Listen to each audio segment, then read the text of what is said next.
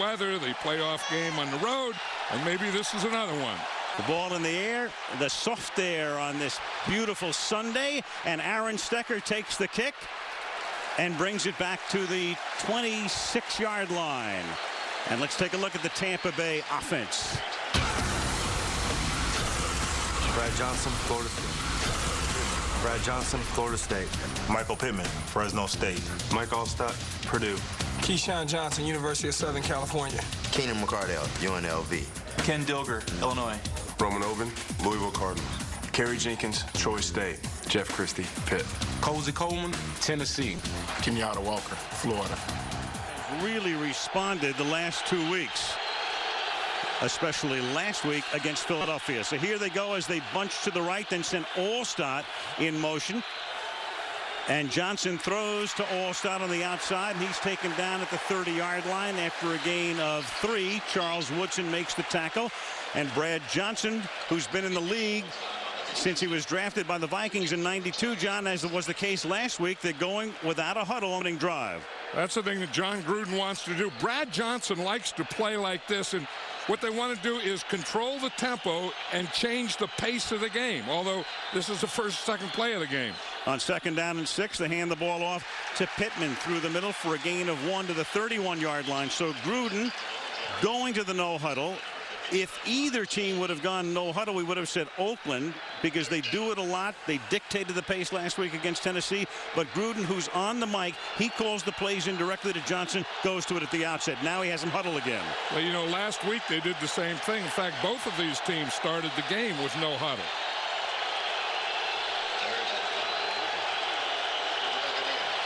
Third down and 5 now from the 31-yard line. Jaravicius in motion.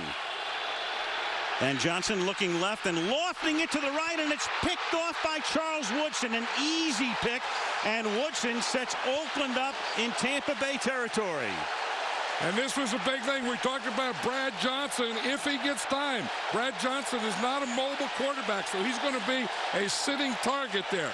And you're going to see Reagan Upshaw is going to hit Brad Johnson just as he throws the ball. Watch Reagan Upshaw right here. You see he takes an inside move, then he gets a push, and he hits Brad Johnson. Brad Johnson was a cover 2, and he didn't get anything on this. You see he throws it a little short, and Charles Woodson was right there. And Charles Woodson playing with a plate in his leg, who missed a lot of time during the regular season, and a guy they figured to pick on.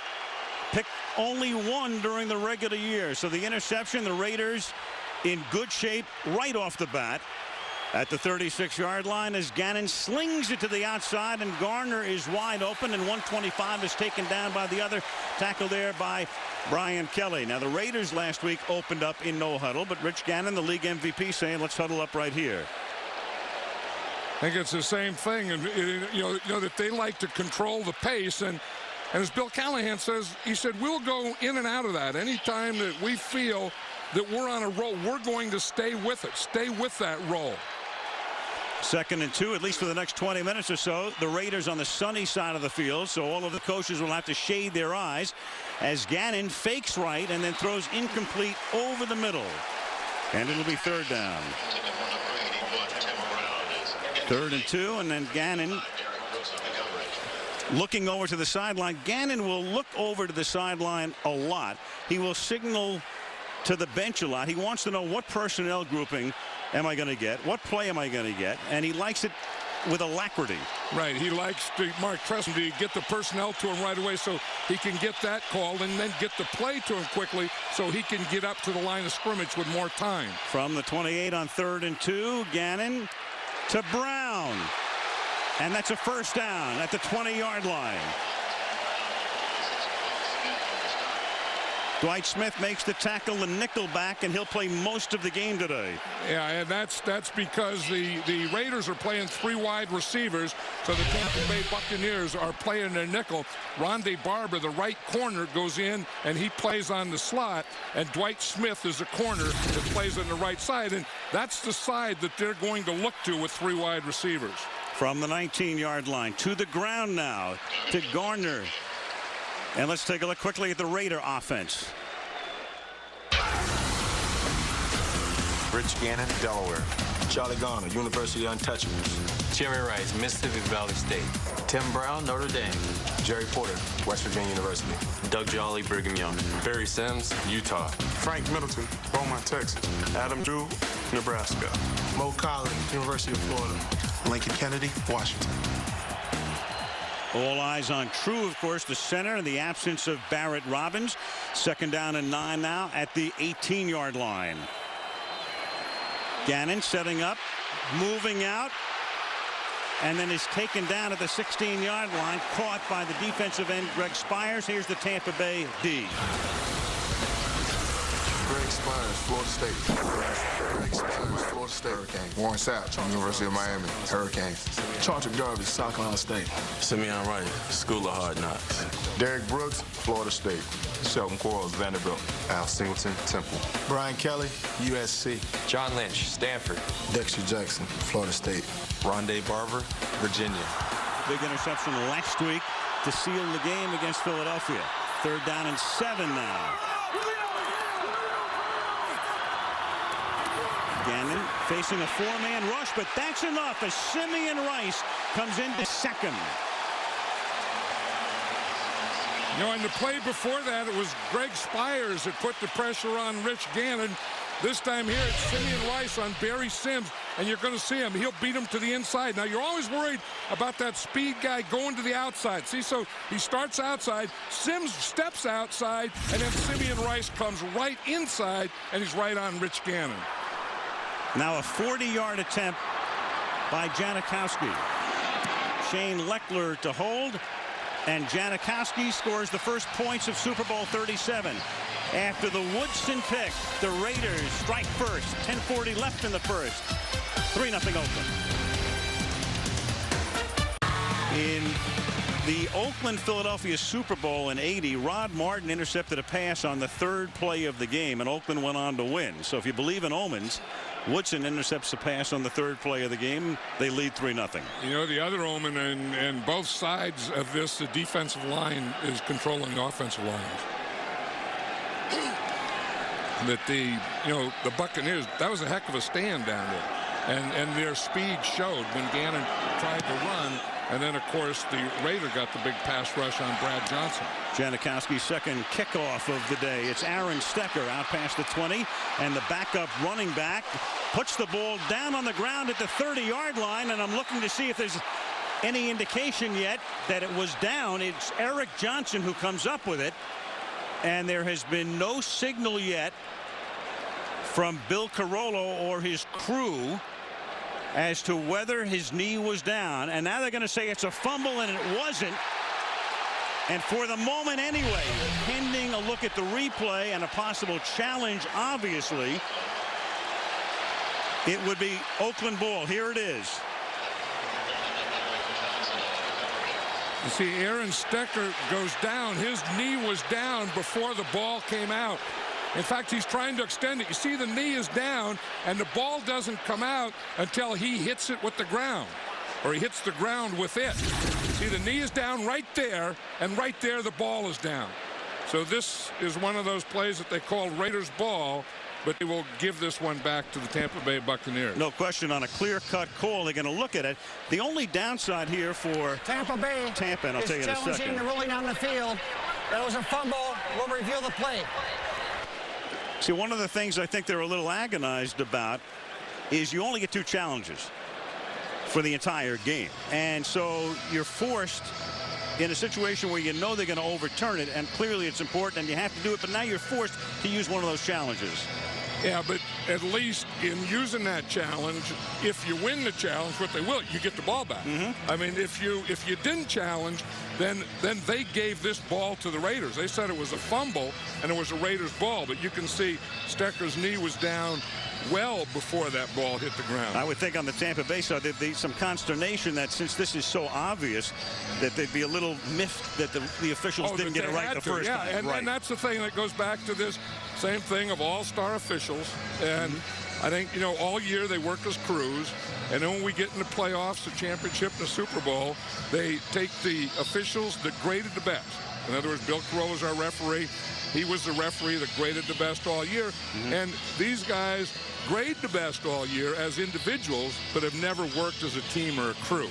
And I think that's a mistake, and I would bet in the next year or so that will be changed. Almost guaranteed, I would think, as Carollo refs his first Super Bowl. It's the second time he's officiated in one. He was the side judge in the Dallas-Pittsburgh Super Bowl, Super Bowl 30. So here comes what should be an overturn.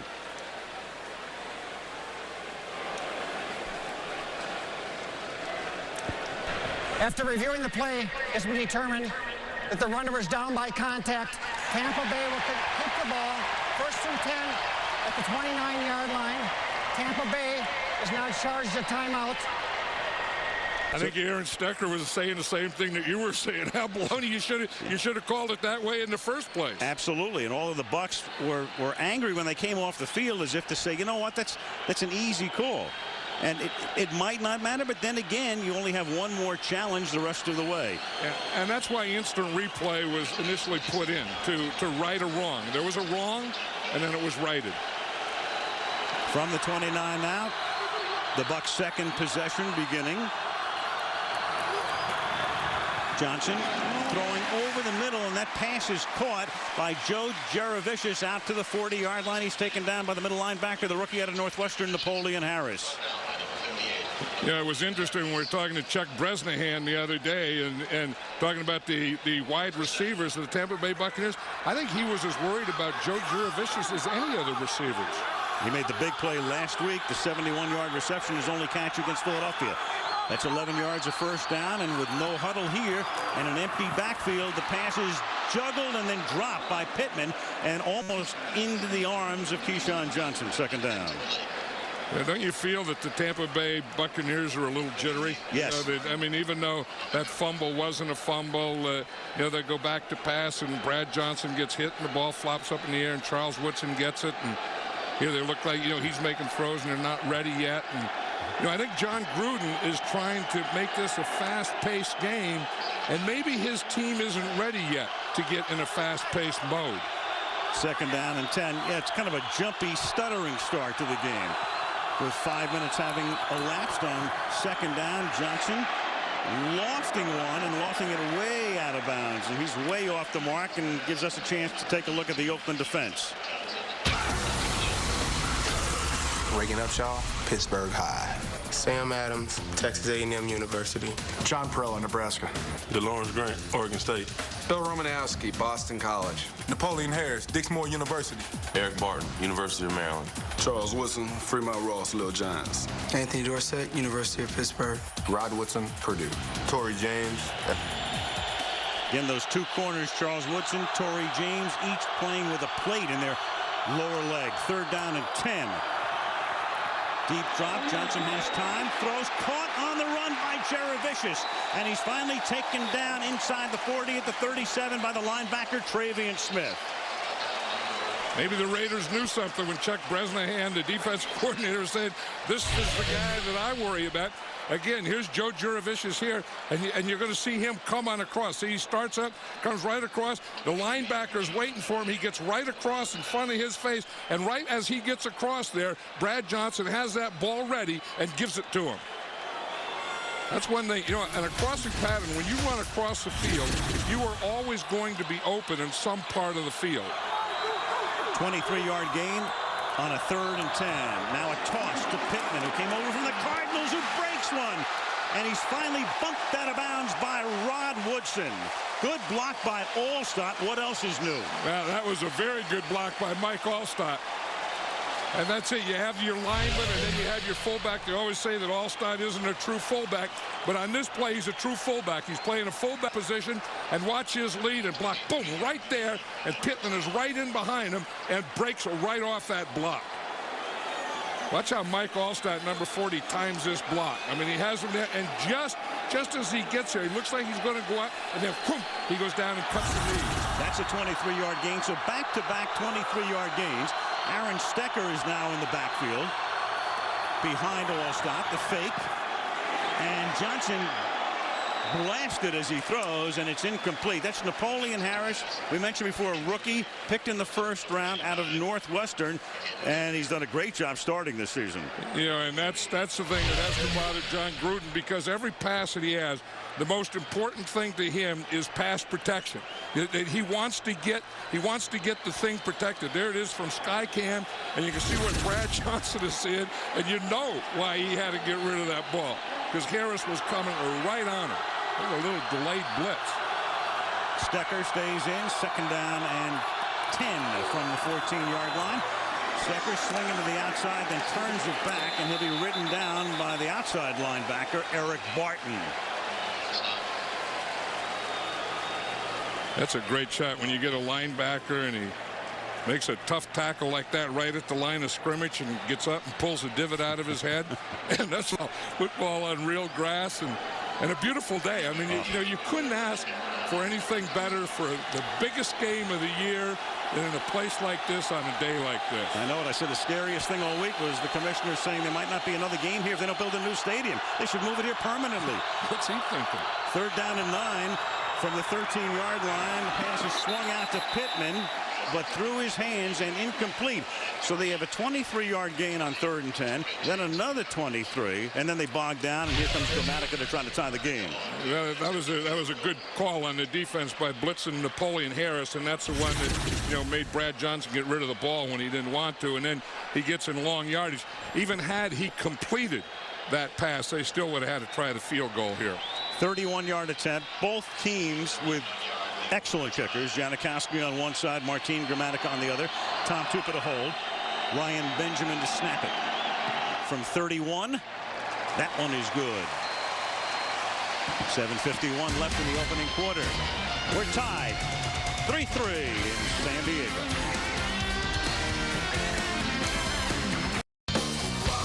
Throughout the day, we'll look at the players who posed with the Lombardi Trophy. Romo trying for that 5th ring, 2 as a Niner, 2 as a Bronco, and then he left Denver, found a home in Oakland, and here he is in the Super Bowl again.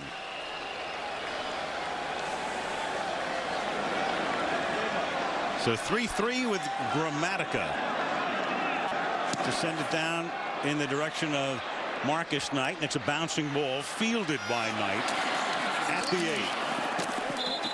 And he's rolled out of bounds up near the 30-yard line. So the game is on, and Romo already in full throttle. 3-3.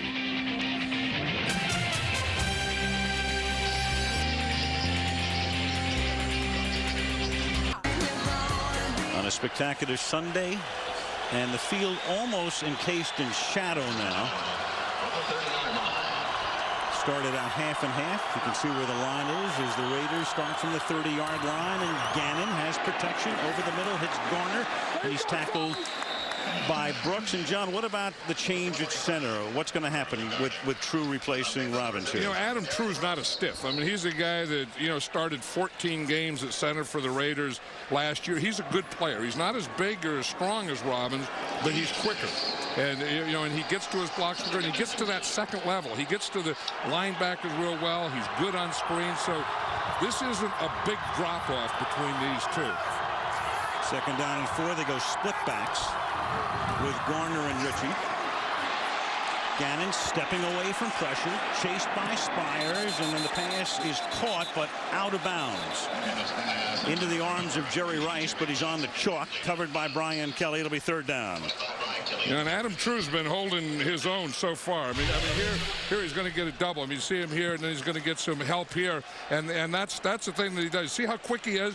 I mean, boom, that ball goes, and he gets his hands right up there, and there's no way that tackle is going to get off of him. So, you know, they lose Robbins, and it's a thing, but it's not like putting a guy in there that never played. In fact, we went to practice on Wednesday. Robbins didn't practice, so True took every snap. We went to practice yesterday. He also took every snap yesterday. 3rd down and 4, and Gannon's going to go down again in the arms of Greg Spires. Second time. As you say, that's the speed of this Tampa Bay defense. You know, you think of speed and you're thinking of defensive linebackers and you're thinking of defensive backs, but they have it here too. Watch Spires. He's going to overpower Kennedy right there, then turn on his speed. I mean, the speed comes from the time that he overpowers Kennedy and knocks him back until he gets to the quarterback. Shane Leckler, first punt of the game, and this is a beauty. Goes all the way to the 15 where it's fair caught just inbounds by Carl Williams. So Leckler able to pin Tampa with a beautiful angled 53-yard kick. 6:36 left in the period. All square at 3.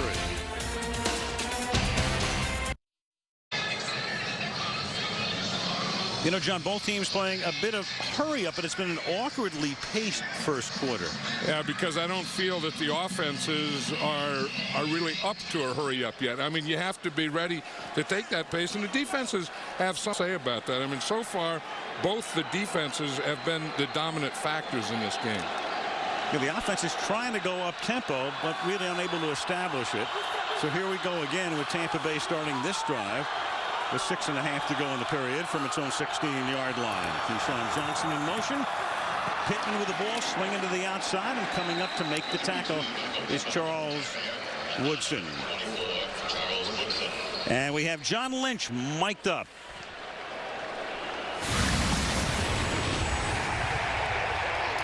It's our man. It's our man. Joe. Trying to cover him with linebackers ain't going to happen. That was on Tampa's last drive when Jurevicius caught the pass on 3rd down for 23 yards. And this one is tipped and incomplete with a lot of white shirts in the neighborhood off the fingertips of Mike Alstott. You know, and we're talking about that fast pace, that hurry up, and it works as long as you continue to get first downs. But if you go fast pace and you're just 3 and out, then what you're doing is you're not giving your defense any time to rest at all. You're just getting them right back in there. 3rd down and 9 now. We've played 9 minutes. We've already had 22 plays in the game, but it's like we're in mud here right now. Well, the fences look a little more in mud, especially the offensive lines, and the defensive lines look like they're not in mud. 3rd down and 9, and Johnson just throws it into the ground, which you can do if you're out of the pocket, and it's 4th down, so that's a 3 and out. Yeah, and that's so the fast-paced thing doesn't work if you don't get first downs. All you do is not even give your defense a chance to get a good drink before they have to get back in there. Now Tom to a punt. And I think that hurts both these defenses, but more the Tampa Bay defense, because they're an undersized, quick defense that can be worn down. Darian Gordon, who was picked up toward the end of the season to run back kicks, will be the recipient here, and Gordon with room to roam from the 43-yard line, but the Bucs get to him at midfield and take down at about the 50. Jack Golden the first to hit him. 5:46 left in the opening period. Raiders 3, Bucs 3.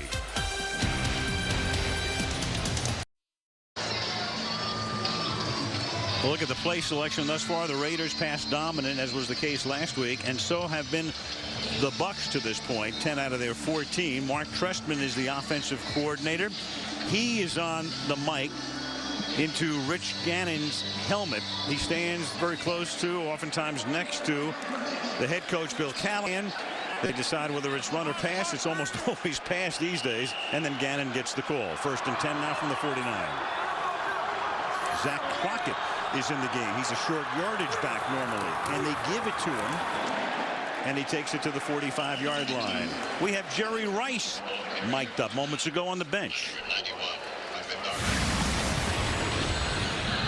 We got to get some points on the board. That's what we do. That's how you pound them, dog. I want to see what their inside like. You see what their guts feel like.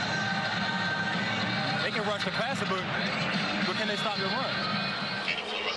John, that's Jerry Porter, 2 wide receivers talking about running the ball. What is that? I know, and they're trying to run now. They got big Langston Walker in as a tight end, an extra blocker, and they just run towards him.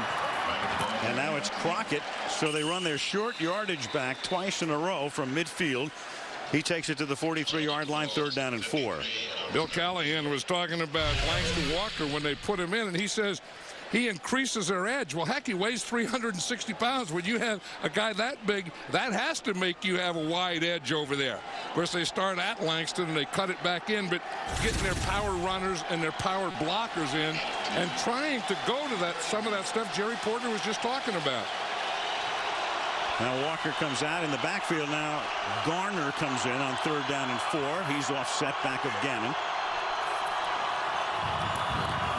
4-man rush and pressure on Gannon, and it's knocked away. It's knocked away by Spires, who already had sacks, so they have 2 sacks and a knockdown. Gannon looking to get it to Jerry Porter. And the big play was made by Ellis Wims. You know, some of these times these tackles look like the same guy. I mean, you know, it looks like Warren Sapp the way he plays, but he gets a penetration. And he's the guy, you're going to see him come right up the middle, number 96 with the penetration. And he's the guy that's going to make Gannon bring the ball down. You see it right there. You see it, then he had to bring the ball down and then get it out to the side, and it just went right off his fingertips. Now Lechner, whose first punt was a beauty from deep in his own territory. This one more of a pooch kick that's fair caught by Carl Williams at the 16-yard line with 4:13 remaining. So the storyline being played out, you know, it's so funny. We were talking, Brian Billick was talking about it on the pregame show where, you know, one coach says, you know, I know this guy, but he thinks I'm going to do that, and that guy thinks I'm going to do this and all that, and you have paralysis by analysis. Well, you know, the interesting thing about the start of this game is both these teams script their first 15. So what we've seen offensively has been scripted, and obviously it doesn't work. I mean, I think that the offenses look a little conservative, a little sluggish, and to me, the defenses look a lot better and a lot quicker. If this was a script, this was a pilot that never saw air, I'll tell you that. So they have to start ad-libbing here pretty soon from the 16-yard line. On 1st down, this is Michael Pittman for a gain of 5 to the 21-yard line, tackled there by Chris Cooper.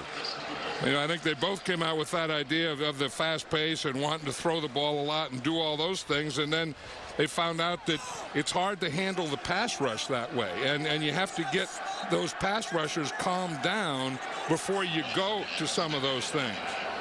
Here's John Gruden's first 15. You can see he passed 10 times, ran 5 times, scored 3 points. Now John Gruden likes balance. It's a lot more important to him than it is to the other side and Bill Callahan. 2 of those plays really worked, the 2 23-yarders. Now it's Johnson making his first catch on a slant tackle by Woodson. This is going to be a very good matchup. Keyshawn Johnson is always going to go to the inside, and he said, you know, he said, I watch these corners and they always have their backs to the outside. He said, I'm never going to run to the outside anyway. He said, they're just set up for things that I like to do, which is to run those inside moves, the in, the slant, and the cross. From the 32, Aaron Stecker in the backfield. Jurevicius comes in motion. Raiders with a blitz, pressure on Johnson, but he slings it away, and it's almost picked off by Rod Woodson. We talked about Rod playing in a Super Bowl again. He was there with Pittsburgh. He was there 2 years ago with Baltimore. Had the season-turning play, the 98-yard interception run back, and knows he should have had this one. You know, it's funny. I don't think that Brad Johnson thought there was any way that Rod Woodson is going to get to that ball. You see, Rod Woodson is a deep guy, and Brad Johnson kind of lobbed it in there a little too much, and Rod Woodson is perfect at reading quarterbacks' eyes. He's been doing it all his life, and he does that as well or better than anyone. So Johnson's already thrown a pick under pressure, 2 near picks after throwing just 1 in his last 6 regular season starts, and we have a penalty. First one of the game is Michael Pittman.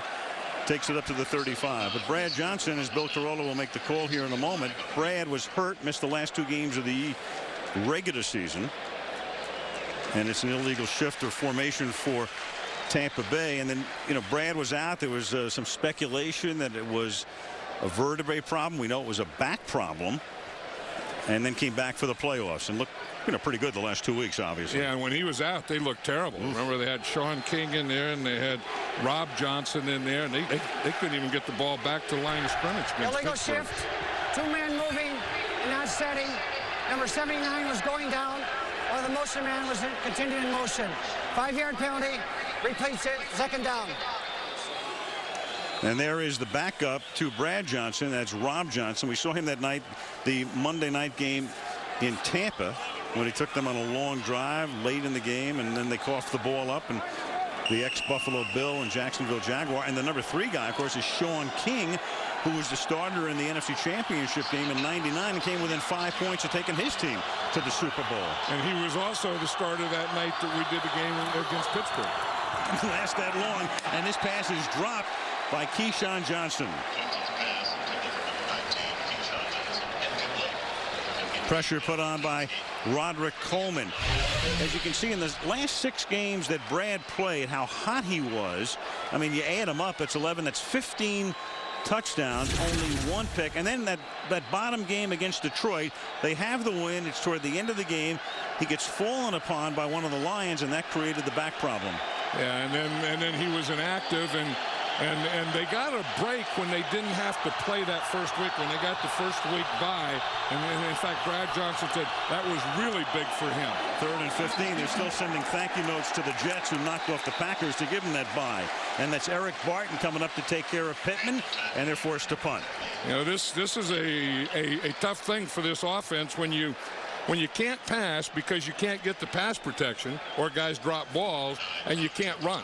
You know, because the Raiders in the running game are really getting penetration against this Buck offensive line. And there was Gruden, who is totally exorcised and frustrated with the offense to this point. Barking as the offense came off. Tom Tupa to punt. Darian Gordon to run it back. High floating kick. Gordon from the 33. And the former San Diego Charger will turn the corner and bring it back to the 49-yard line. And that's where Oakland will start, just shy of midfield. This is the thing. What you try and do on a punt return is form a wall. You see Darian Gordon has the ball on the right. Now the Raiders form a wall on the right side, and he just comes right across there.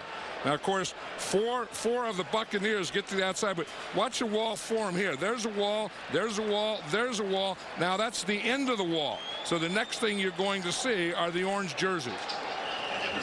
That was a good return, and I'll tell you one thing. This Tampa Bay Buccaneer defense or special teams or all these players are as good at tacklers as there are in football. They have no guests. From the 49-yard line, 4-man rush. Garner on the screen, and Garner to the 44. Now, we talked to Monty Kiffin, the Tampa Bay defensive coordinator, and he was telling us the other day, and I've been listening to a lot of the shows. I think he told everybody, he said, this is the guy we have to stop. Well, it was funny. Monty Kiffin says they beat the Philadelphia Eagles last Sunday. They get on the airplane. Old Monty Kiffin is sitting right behind John Gruden. The first thing, the airplane takes off, seatbelt sign hasn't even got off yet. He sees Gruden's head come over the top, and he said, you have to stop number 25. Gruden would know. And they're going to stop him here. Short of the first down, setting up 3rd and short for Oakland as the period winds down. Here's Garner, and kind of lost in the shuffle because you know about Gannon with Rice and Brown and guys like that, a lot of publicity, but that's 900 yards rushing and 900 yards receiving. And when you get up in that neighborhood, remember, 1,000 has only been done by Roger Craig and Marshall Faulk. Well, and he's a speed for that team, too. If you don't put Jerry Porter in there as a 3rd wide receiver, other than Charlie Garner, this Raider offense has no speed. 3rd and a deuce. Gannon flushed out, chased by Spires, and it's intercepted by Dexter Jackson. So each team with a pick. Jackson brings it back to the 50 with 9 seconds left in the quarter. Mark Trestman, the offensive coordinator of the Raiders, called it cluing. In other words, watching the quarterback's eyes. No one clues better than the zone defense of the Tampa Bay Buccaneers. This is the 2 things that they did well. Is one, the rush flush, and then the other thing is they clue. And they just wait, and they're always in position that whatever happens, the ball is in front of them. It gets tipped, they're going to be like Dexter Jackson, right in position to get it. But see what the line does first? That's what really caused it, the flush. They flushed him out and made him throw that. And see who does the flushing. It's Simeon Rice. What a move he makes on Barry Sims. That's a spinner to the inside. On first down, they give the ball to Pittman. He gets across the 50, and that will be the end of the first 15 minutes of this scrum. And that's what it's like, a little bit of a rugby scrum, all defense to this point. 3-3. End of one, and our coverage from San Diego continues after this message and a word from our ABC stations.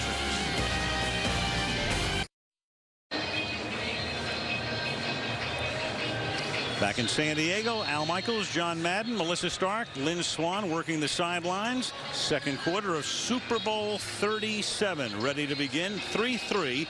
Tampa Bay now with John Gruden watching his offense out there for the 5th time. They've had a pick, a field goal, 2 punts, and this possession after their interception. And again, the Tampa Bay Buccaneers offensively, they're not a good running team. And so they have to pass, and Brad Johnson has to pass quickly because he doesn't run. And he's off the mark again, and he throws it behind Keyshawn Johnson. He's been way off the mark, under pressure again, and down he goes. And I think the key is he's under pressure all the time. The fact that he doesn't run, he's kind of a sitting duck back there, and they know a point to rush to, and they're going to get to that point. And the Raider defensive line is doing a better job than the Buccaneer offensive line of keeping him off Brad Johnson. That's why Brad Johnson's only completed 4 passes. He's 4 out of 14. 1 pick. 3 other balls have been dropped. 3rd down and 9. Flag because the Raiders look like they jumped. Pass caught. 39. Keyshawn Johnson for the moment pending the penalty first down. And that has to be against Reagan Upshaw because, as you said, he did get the jumper. He got off right on that ball. It was against Robin Oben there, and I'm sure it is against Upshaw.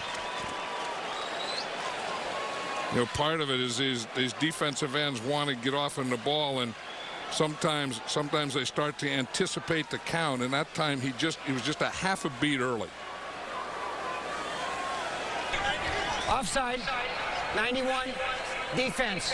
That penalty is declined. Result of the play, first down. You know, here's Reagan Upshaw here, and as a defensive end, you always want to be quick. You always want to be the first one to get off, and then sometimes it's just too early. That is John Ritchie, who's always bleeding every game. I mean, he has cuts along his eyebrow, forehead. Corolla's going to stop play here for just a second. You know what they call those things? They call them calcium deposits. I always thought they were just kind of like, you know, you get a cut, then you get a scab, then the scab breaks off. But they say on his head, he has 2 calcium deposits. You see him? Right and left? Frontal? We need a dermatologist on the bench. Yeah, I mean, he's usually, this is the second quarter now, he's usually bleeding after about 2 minutes of the first quarter. Keyshawn, an unhappy pup, at least for the moment, the way the offense is going, and he's out, at least for this play, as Allstott takes the ball to the 37-yard line. Watch John Ritchie. That's Keyshawn right there. And that's why he came out for 1 play. Rod Woodson with an elbow to the helmet. That's why Keyshawn was on the bench, and now he is back in.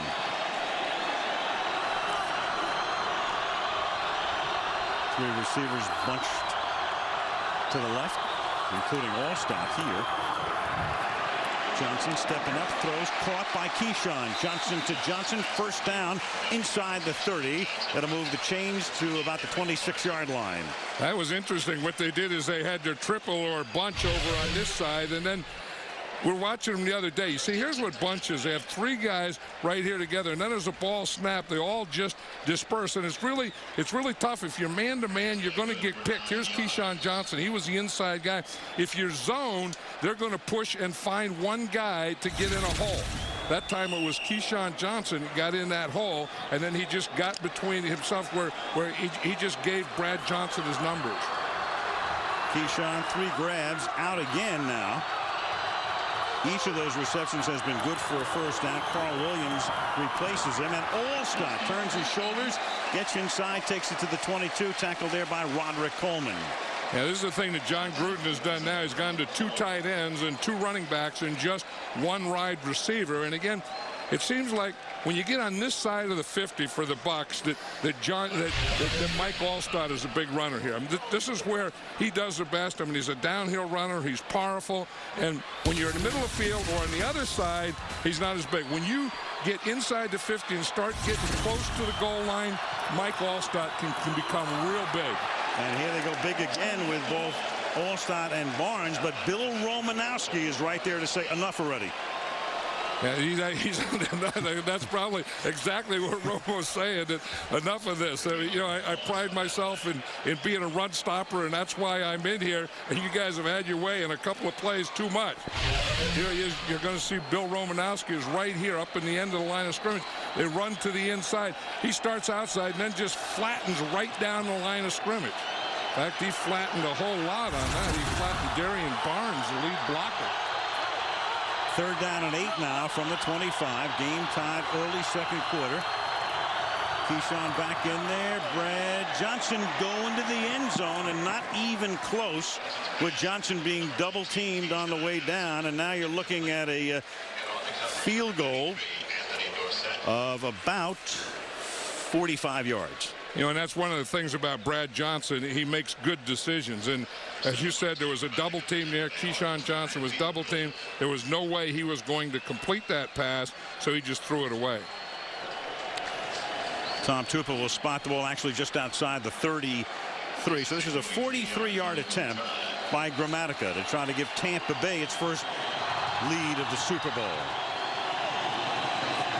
And from 43, kick kind of a screwball. Started out as if it would hook, faded enough, winds up right down the middle. Bucs 6, Raiders 3.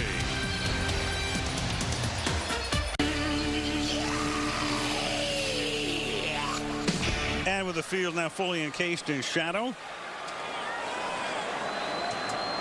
at about 20 past 4, Gramatica, who just kicked his 2nd field goal, sends another bouncing ball to the 11-yard line. Marcus Knight to run it back through the middle, and he's taken down by Dexter Jackson at the 35, and that's where Gannon and company will go to work again. 6-3, Tampa Bay in Super Bowl 37. And a lot of you guys will be going over, but not all of us will be going over. Can't get that boat over there in 6 days.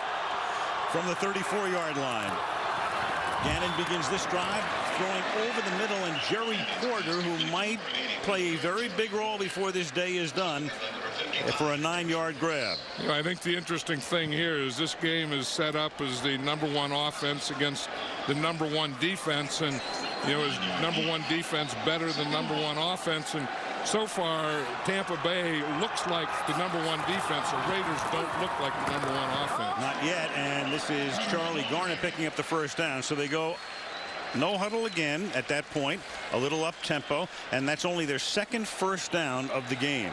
Yeah, which isn't a bad time to go no huddle, because you can get the first down. Now you get a new set of downs, and at least you're not going 3 and out. From the 45 now.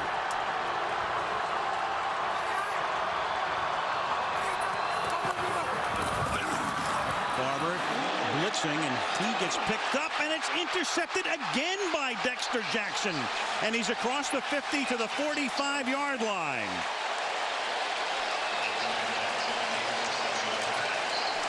Dexter Jackson, well, right now he is the leader in the clubhouse for the MVP award. You know, it's an interesting thing. They're in nickel, and they're going to bring Rondé Barber down here. So you see the safety just sitting deep there, and he was just reading. You're talking about cluing, and you're talking about watching eyes. Dexter Jackson for the MVP award. You know, it's an interesting thing. They're in nickel, and they're going to bring Rondé Barber down here. So you see the safety just sitting deep there, and he was just reading. You're talking about cluing, and you're talking about watching eyes. Dexter Jackson is just sitting back there and watching Rich Gannon's eyes. You know, excuse me, I was just saying they had the nickel defense in there. Rondé Barber blitz, so he thought that he wasn't going to have a free safety in there, and boom, there was Dexter Jackson sitting in there. And Dexter had 3 during the regular season, 2 already in the first 20 minutes of the game. Johnson starts to stumble, falling backwards, and the pass is incomplete. Well, John, you know, you look at that Tampa Bay defense, and this is part of the reason they were clearly #1 overall and #1 against the pass. Well, you know, here's Rondé Barber. We talked about that. He's the 5th defensive back. They get the whole thing picked up, and I think when Gannon sees Rondé Barber coming, he thinks corner blitz, so he thinks man-to-man. He throws that post in there and doesn't see Dexter Jackson. 2nd and 10 now from the 45-yard line. Pittman slipping out of the backfield, taking it to the 40-yard line. Under 10 minutes to play now. You know, we were talking to Brad Johnson the other day, and I loved his description. Of course, the offensive guys loved that Gruden came in, and, you know, Tony Dungy, they liked him, but he was a defensive guy. And it was Johnson who told us the other day about John Gruden. He said you'd love to be in a disco with Gruden as the DJ. Oh yeah, he's a motivator. I mean, you watch him in practice. In fact, the other day when he was trying to simulate the Raiders offense, he ran the quarterback position for the scout team. Like a fantasy camp for him. 3rd and 5, and the pass is incomplete, and Keyshawn's going to look for a flag and not get one, covered by Charles Woodson, and he can't believe that he didn't get a flag there. Doesn't bother Charles Woodson. Charles Woodson is an amazing guy. He has a broken fibula. He's playing with a plate in his right leg. He played last week, didn't play very well, and in fact, you can see he doesn't really have his movement or his quickness, and to be honest, I think the Raiders are just trying to get by with him out there at corner, because Charles Woodson with a plate in his leg isn't really Charles Woodson. Good non-call. Now Tim Brown will go back to accept this punt. I think they feel a little better with Tim Brown fair catching a ball in this situation than with Gordon.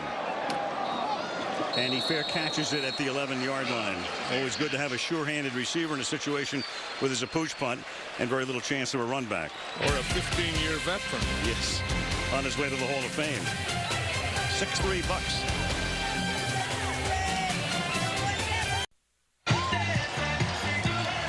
Super Bowl 37. 3 field goals. 2 by Grammatical, 1 by Janikowski. And now the Oakland Raiders begin this drive from their own 11-yard line. Gannon 5 out of 10, 2 picks, 2 sacks. Empties the backfield. Throws in a hurry, and it's off the hands of Brown. Again, the blitz that time by Rondé Barber up the middle. You know, and I think the key is throws in a hurry, and that's what this Tampa Bay defense does to you. Is they can pressure you with a blitz or with not, but their front 4 is so fast that you can see over here. You see that they have the unbalance there. They have 4 against 2, so they're going to get a free rusher. That free rusher is Rondé Barber. And he gets in that position when they go nickel.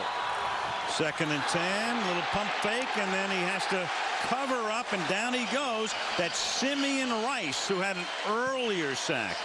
And for Tampa Bay and Monty Kiffin, the defensive coordinator, I mean, they've just been quarterback killers this year. When you take a look at what they have done, I mean, one of the interesting things here, the regular season, look at that bottom number, the pass rating. That's 48.4. So all of the opposition quarterbacks have a pass rating of 48.4. If you're a QB with that rating, and there it is in postseason, you have 48.4, you're on the waiver wire normally. Right, but that's what this defense will do to you. 3rd down and 11. Gannon slings it incomplete over the middle. That one intended for Jerry Porter. 3 and out again. There's a Warren Sapp running down there. He's being a cheerleader now. We're putting pressure on this. I'll show you what a #1 offense is. How about us? We're the #1 defense. And in the Super Bowl, you have a neutral crowd. It's half and half. A lot of, corporate people, obviously, and all that. It's not a regular season crowd, so it's a little quieter than it would normally be. And Warren trying to stir the masses, at least on this side of the field. Leckler to punt out of the end zone. Fielded 47 by Carl Williams. into Oakland territory and inside the 30 to the 27-yard line. So the flow, the complete flow right now with the Buccaneers. Right, and it all started with that Dexter Jackson interception.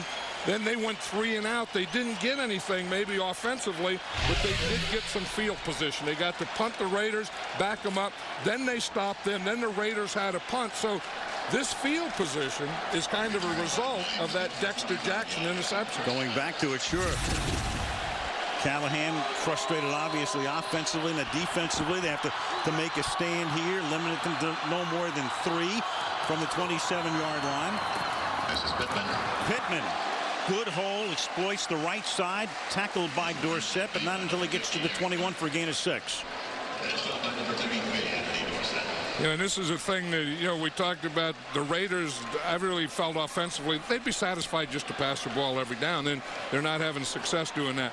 Now, the Buccaneers and John Gruden wants balance.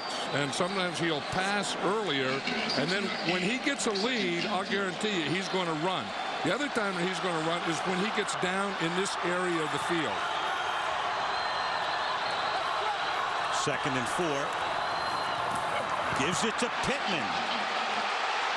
Inside the 10, it'll be first down and goal.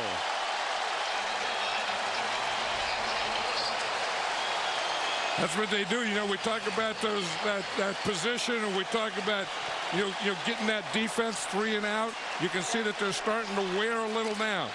Watch them, Sam Adams. Here's a block they're going to get. They get a good double team, get him pushed, get him turned out, and Mike Pittman runs right off of that double team. And he sets up a situation where Warren Sapp now comes in offensively to provide leverage on the left side. There he is in a 4-point stance on 1st and goal. They go the other way with Olstadt, and he takes it to just outside the 1.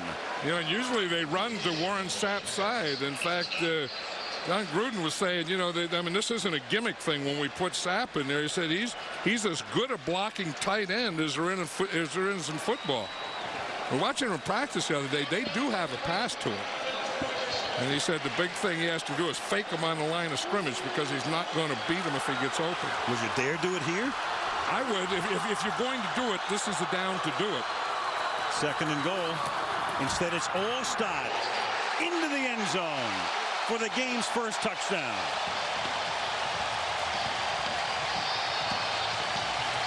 That's what John Gruden says. You can see him going up and down with his left hand. He calls that pounding the rock. He says, we got to get down there. We have to pound the rock. Again, they go right at Sam Adams. Watch number 60. We're going to see Cozy Coleman make this block right here. This is a big one. You got to control the line of scrimmage, control the big guy at the line of scrimmage to get a little movement so that Olstadt can get back in there and push it in.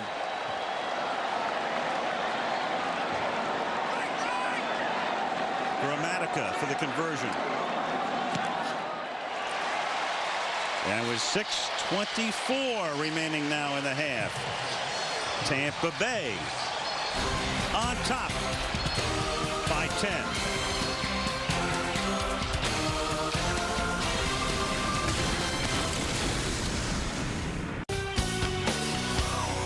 Well, his team is up 13-3 as Gramatica sends a one-hopper to the 8-yard line. Marcus Knight gets spilled at the 29-yard line. Knifing in, flying in was Corey Ivy for the tackle. I'll tell you one thing, this Tampa Bay Buccaneers have brought their tacklers today. I mean, we talk about tacklers on defense and no guests, but special teams are the same way. I mean, they're open field tackling, and I think they've always been good tacklers. I mean, they're one of those groups that I don't think they keep players that don't tackle. I know they don't keep defensive players that can't tackle. They don't have any of those things that they call cover corners. A cover corner cannot play for the Tampa Bay Buccaneers. And they've done a great job tackling and covering against the Raiders, who can't get on track, and that is incomplete. Dropped by Garner. This is the 7th Oakland possession. They have gained 39 yards in 6 possessions. Yeah, and I think, Al, it all starts with the front 4 of the Buccaneers. I mean, they're getting pressure. I mean, every time Gannon gets back there, he doesn't have time to set. You know, I mean, he always has to move as he throws when he doesn't want to. And the Raider offense, or pass offense, is a rhythm offense. And this front four of the Buccaneers is keeping him out of any rhythm. 2nd down and 10 from the 29, and there they are. Garner, and he's taken down by Quarles. And John, they're also doing it without Booger McFarland, who got hurt. He would make that front four even more potent. Yeah, and then Chartrick Darby, who is playing in there, is kind of injured himself, and they kind of rotate in there. You know, Ellis Wims has been in there quite a few times, and he's come up with big plays. Greg Spires, the left end, has had more big plays in this first half than I remember ever seeing him have. There's McFarland. The Raiders have had 5 straight 3-and-outs. Now they try to convert on 3rd and 6 here. And they do, and Porter makes the catch. He gets positioned inside Dwight Smith and moves the chains. That was great by Rich Gannon there, because he was getting the blitz on that side. You know, it's easier to throw away from the side of the blitz. The blitz was coming from his left, and he threw that ball to Porter to the left. Watch this. Here comes the blitz on this side, and he's going to throw to that side.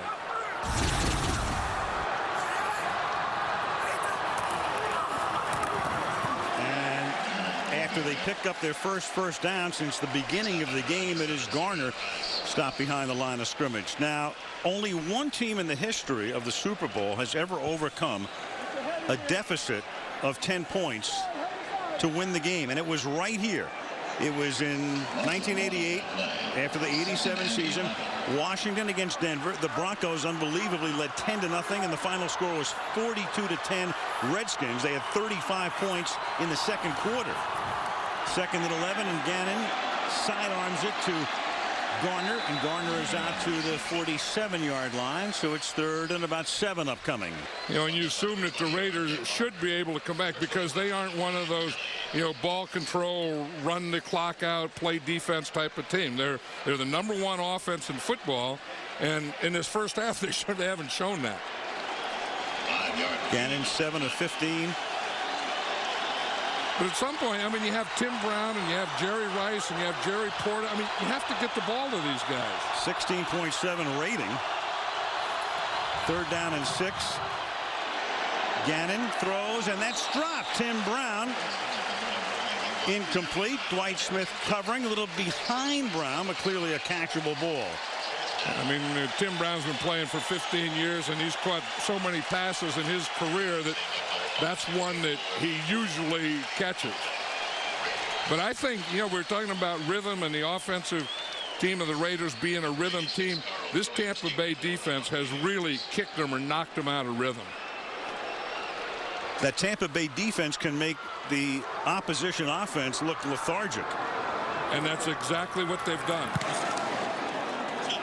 Leckler's punt is fair caught on the run by Carl Williams at the 23-yard line. So the Bucs have it back again with 3:45 remaining in the half. You know, in this Tampa Bay defense, to me, it all starts with the front four, and making things like this happen, where you flush the quarterback. You see the rhythm, and you see Gannon not giving him a chance to get set, not giving him to throw when he wants to throw, and they've just kept him off balance this whole first half.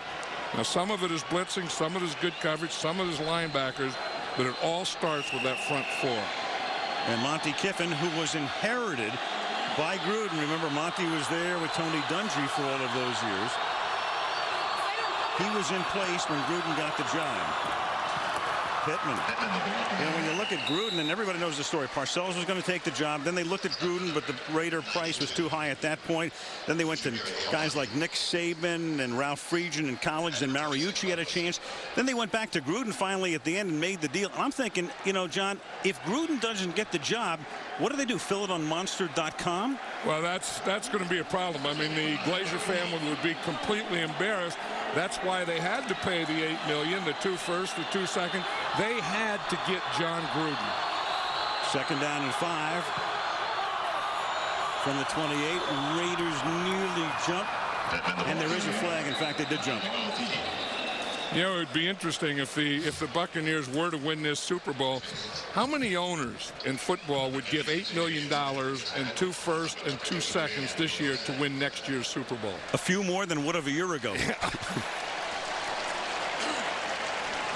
That would be an interesting vote, but I would bet at least 30 of them would. Right, now, in the glasses lower first row there he is. Thank you, John. That's Malcolm Glazer, the president, and behind him his sons. He has sons and daughters who are all very involved in the team, running the team, and there is the price, a first and a second in this past draft, first round pick in the next draft, and then a second round pick in 2004, $8 million, and then of course you have to pay Gruden. Yeah, but if he wins the Super Bowl, it's worth it. They brought him in to get over that hump, and if he can get him over that hump, he's worth it. And there's Al Davis, the recipient of the $8 million and all of those picks.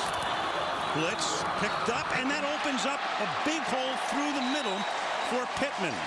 It's almost as if the Bucs know exactly what the Raiders are going to do. Well, now they do, because they have him on the ropes, and they know that. And I'll tell you this about John Gruden. If he has a lead, he's going to sit on it.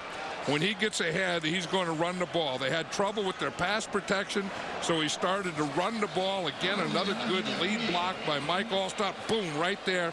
And and Pittman is showing his speed and quickness now. Second down and 1. Eric Barton out of the game, and linebacker Travian Smith in right now as they work on Barton's foot, and Allstott catches the pass in the flat and then gets angled down by Dorsett, and finally Romanowski up near midfield, and that's going to take us to the 2-minute warning. So the Bucs are on the move again as we come to the 2-minute warning in Super Bowl 37, with Tampa Bay leading Oakland 13-3 in San Diego.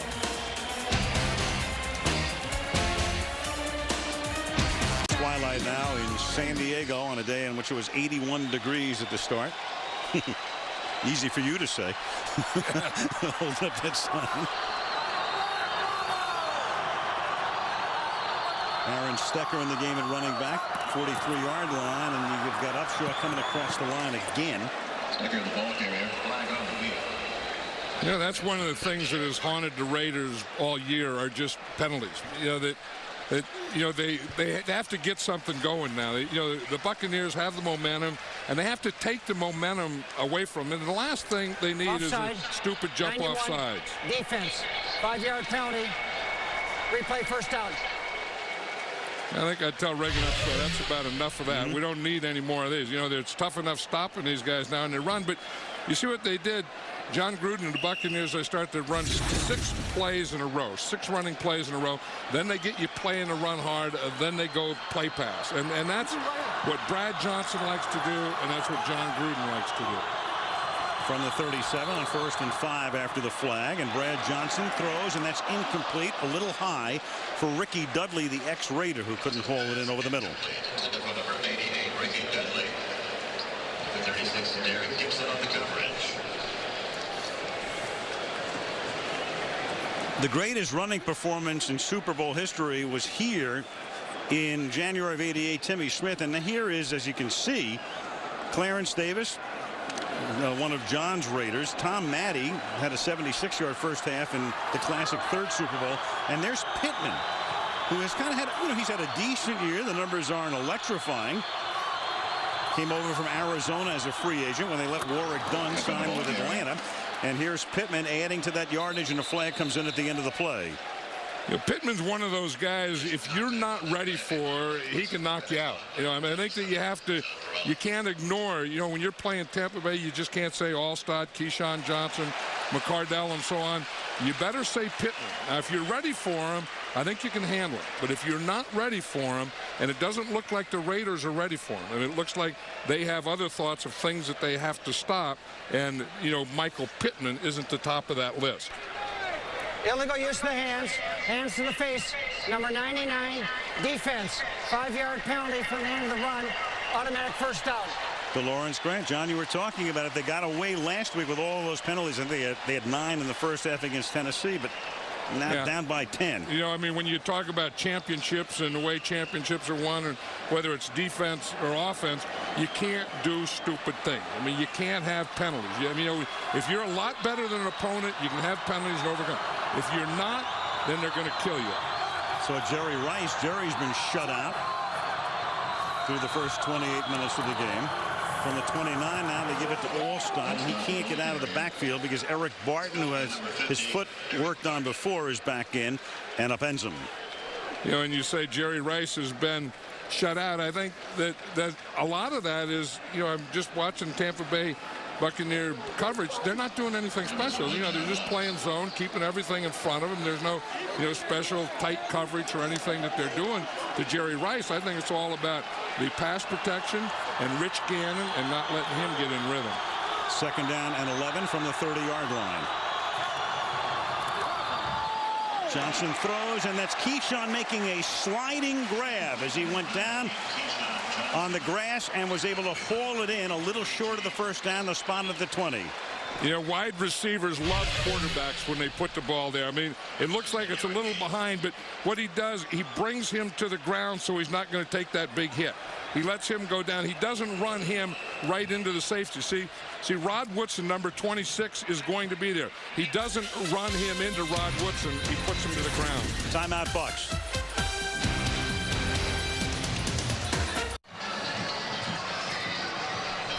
.46 seconds remaining in the half, and I think a very big play here, John, for the Oakland Raider defense, because if they let them convert here and they go in for a touchdown, big difference obviously between 20-3 and 16-3. Well, you know, that Oakland Raider offense not getting first downs, those 3 and that, have killed this Raider defense. And you can just see that they're starting to get worn down. They're tired, and it's that type of thing because they've been out there in the field too long because their offense hasn't been able to do anything.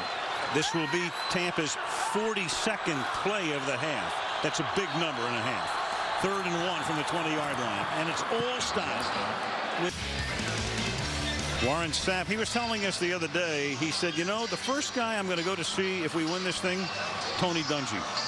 Yeah, and he lives 2 doors down from Tony Dungy, so after they get back to Tampa, if they win, he doesn't have to go very far to see Tony Dungy. Respect, and you know, you look at Dungy, and clearly when Tony came in, that helped resurrect a laughingstock team, and then Tony could only take them so far, and that's why he got fired, and John Gruden takes him over the top. Tampa Bay doesn't really have to go to the end zone here because they still have 1 timeout left. Johnson slings it to the outside. Allstott slips a tackle and picks up the first down as he breaks out of Charles Woodson's grasp to the 5.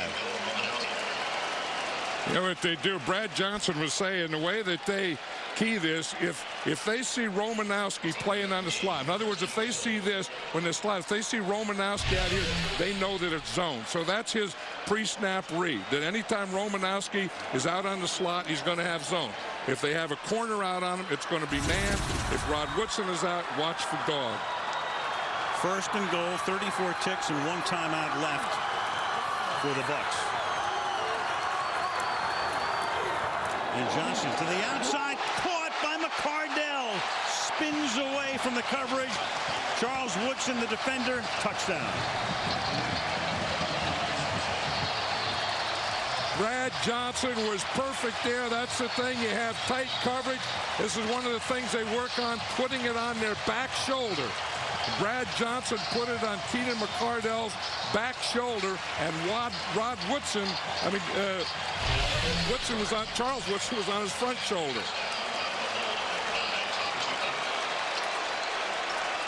30 seconds now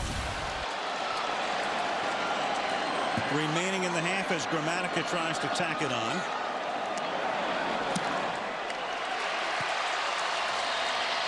And the Tampa Bay Buccaneers have now outgained Oakland 198 yards to 58. 3 defensive penalties on that drive for the Raiders. You see, when you get the tight coverage here, McCardell's going to run up, and if he doesn't get by him, he throws it to the back shoulder. That's exactly what he did there. You see, now Woodson is playing the front shoulder. He's playing the front of him, and Brad Johnson just throws it to the backside of McCardell. Now, after you catch one of those and you know that you got a guy where you want him, you try and go for your dunk. I think that dunk was a little short. And there's Allstott, and there's Gruden. Sapp, Keyshawn, Lynch. And this is just the end of the first half. Yeah. These are end of game type celebrations. And it's going to be a long, extended, as it always is at the Super Bowl halftime. And the Raiders will have to go in there and stew even longer than the normal 12 minutes. Well, they better do more than stew, or if they're going to stew, they better stew up some more offense, because they have to get plays, they have to start making first downs, and they have to keep their defense off the field.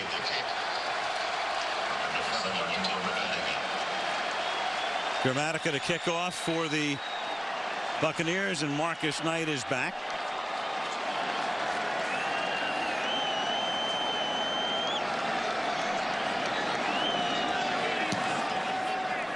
And he's been kicking the bouncers all day.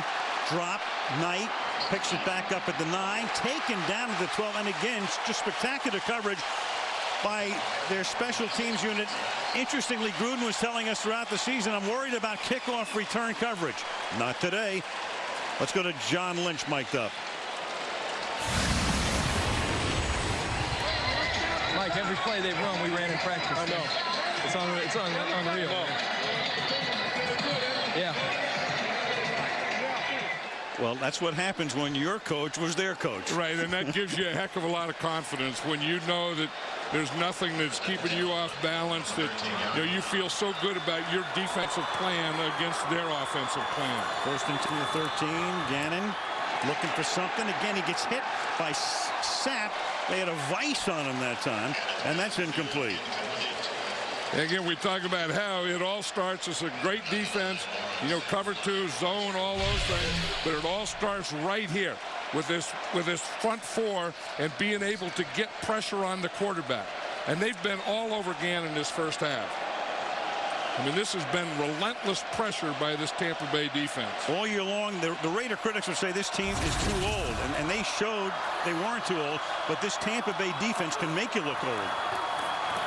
I'll tell you, in every game that I saw, the Raider offensive line has been a heck of a pass-protecting offensive line, but they aren't in this first half. And now, John, things have gone so much in Tampa Bay's favor to this point, they are going to take a timeout, hoping to get the ball back once more before the end of the half. I mean, Gruden is going to go for the kill shot. Yeah, I would too. I mean, they have that rule that if you can stop them here, and then you can fair catch, you get a free kick after a fair catch. So I'm sure that's what John Gruden is thinking. We can stop him here. If we can get a fair catch, then we can get a free kick. But Tampa Bay, it's only third down, though, and Tampa Bay cannot stop the clock. So the Raiders can run a play and then let the clock run out. But you can tell, it's almost as if Gruden is saying, you know what, I've got my knee on your neck, and now I'm going to really press it down. Yeah, and he's going to make them either run out the clock or third and long here. If they want to pass the ball, show what they're thinking, what they're going to do, and and say, okay, you're wide open, you have all these things. Let's see if you have it right now. That's what he's doing. But I know that he's trying to set up that free kick too. But again, to do that, he's going to have another clock stoppage, or he's going to have an incomplete pass. Exactly. He would have needed one more timeout, then they could have pulled it off. But if the Raiders pass and if it's incomplete, they still can pull it off. I would be surprised if they do, but we'll see here. Third down and 9. No, they're just going to run it and cover it up, and that's the way the half is going to end. With a little pushy shoving and all of the rest. And so the Tampa Bay Buccaneers, first ever Super Bowl appearance, a dominant. But that 1 week extra was just magic. They still had to win in Philly, though, to get here, which they did last week, as the kick is fielded by Knight from the 5. And again, a solid hit as Darian Barnes, number 30, crunches him up at about the 27-yard line.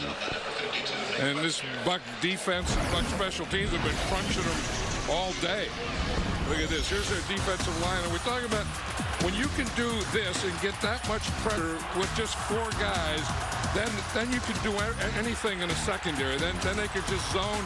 They could just wait back there. But it all starts with those 4 guys up front.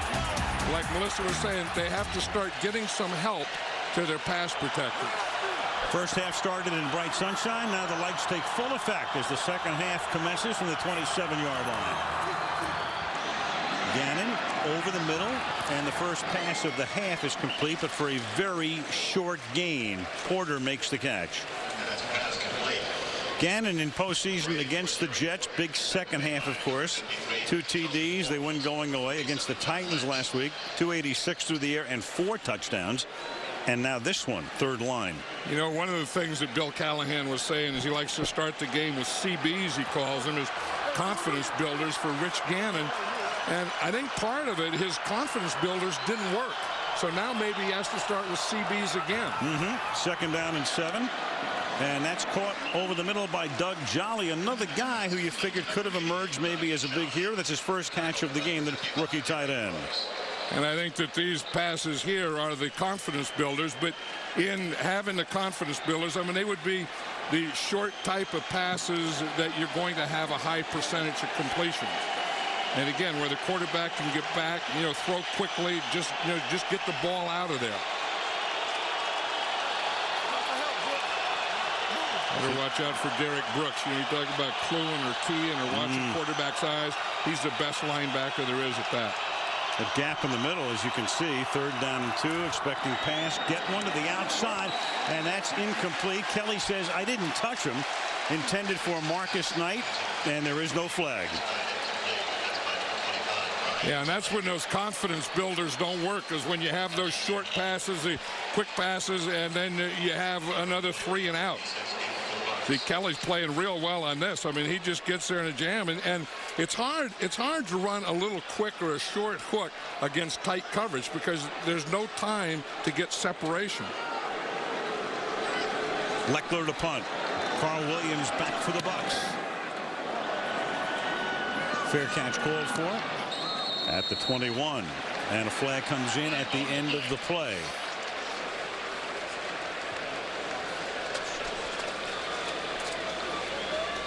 And one thing we talk about this crew being an all-star crew and how you really don't like it. I mean, I believe the crew's working together, but this crew tonight in the first half, I think, has done a pretty good job. I mean, they've been conspicuous by their absence. They have been.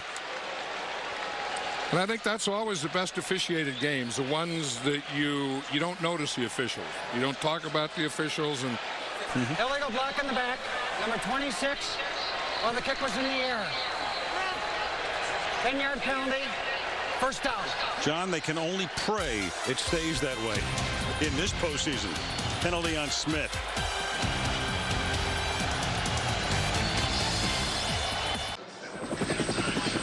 Aerial coverage. Well, it's a no-fly zone for like 7 miles around it. John, this is your dream, a no-fly zone. That's the way it should be. That's why they finally got it right. People shouldn't be up in those things. Tampa Bay starts from the 11-yard line early in the third quarter. And they start with Pittman as the tailback. All stop blocking.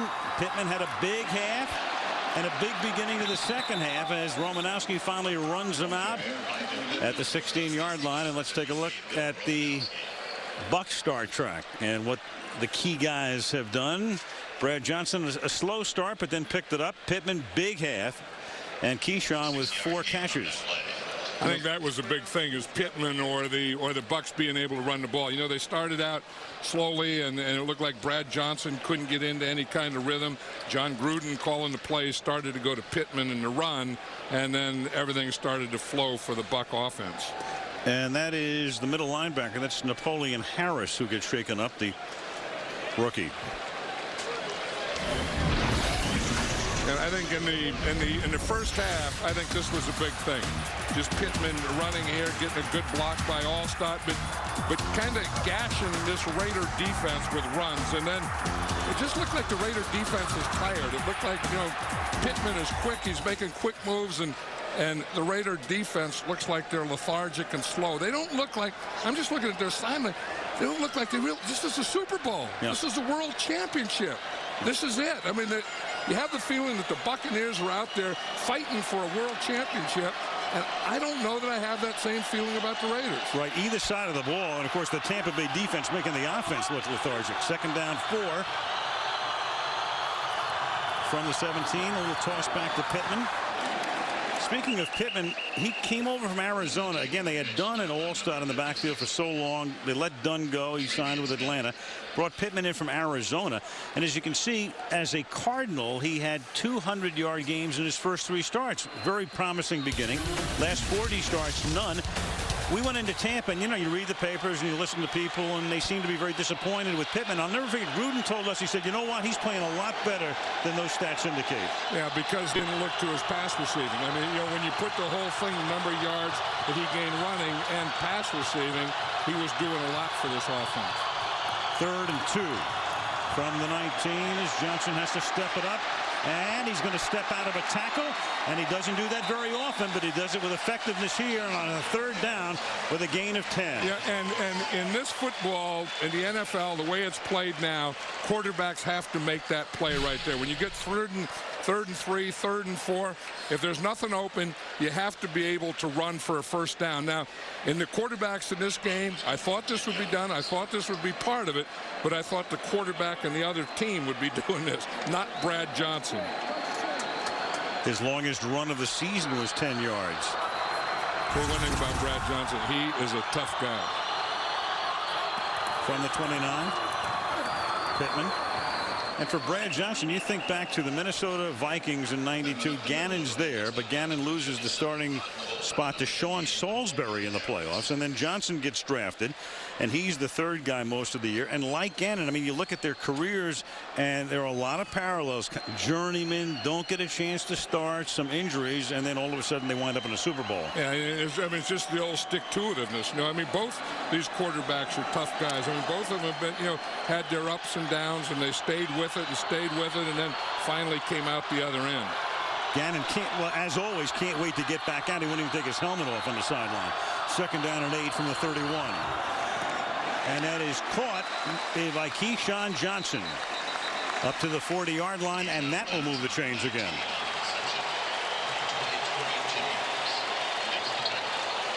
And the thing is Keyshawn was really looking forward to this game. He says, you can be good, but you can't be great until you win a Super Bowl. But again, do you see Rod Woodson, 26, coming in here? And what Brad Johnson does, it's a slant. He puts the ball down. You see, he didn't run him in. All those hits that they have, helmet to helmet, the safety and so on, a lot of them are caused by the quarterback. That's the opposite. That's the 2nd time that Brad Johnson did that for Keyshawn Johnson.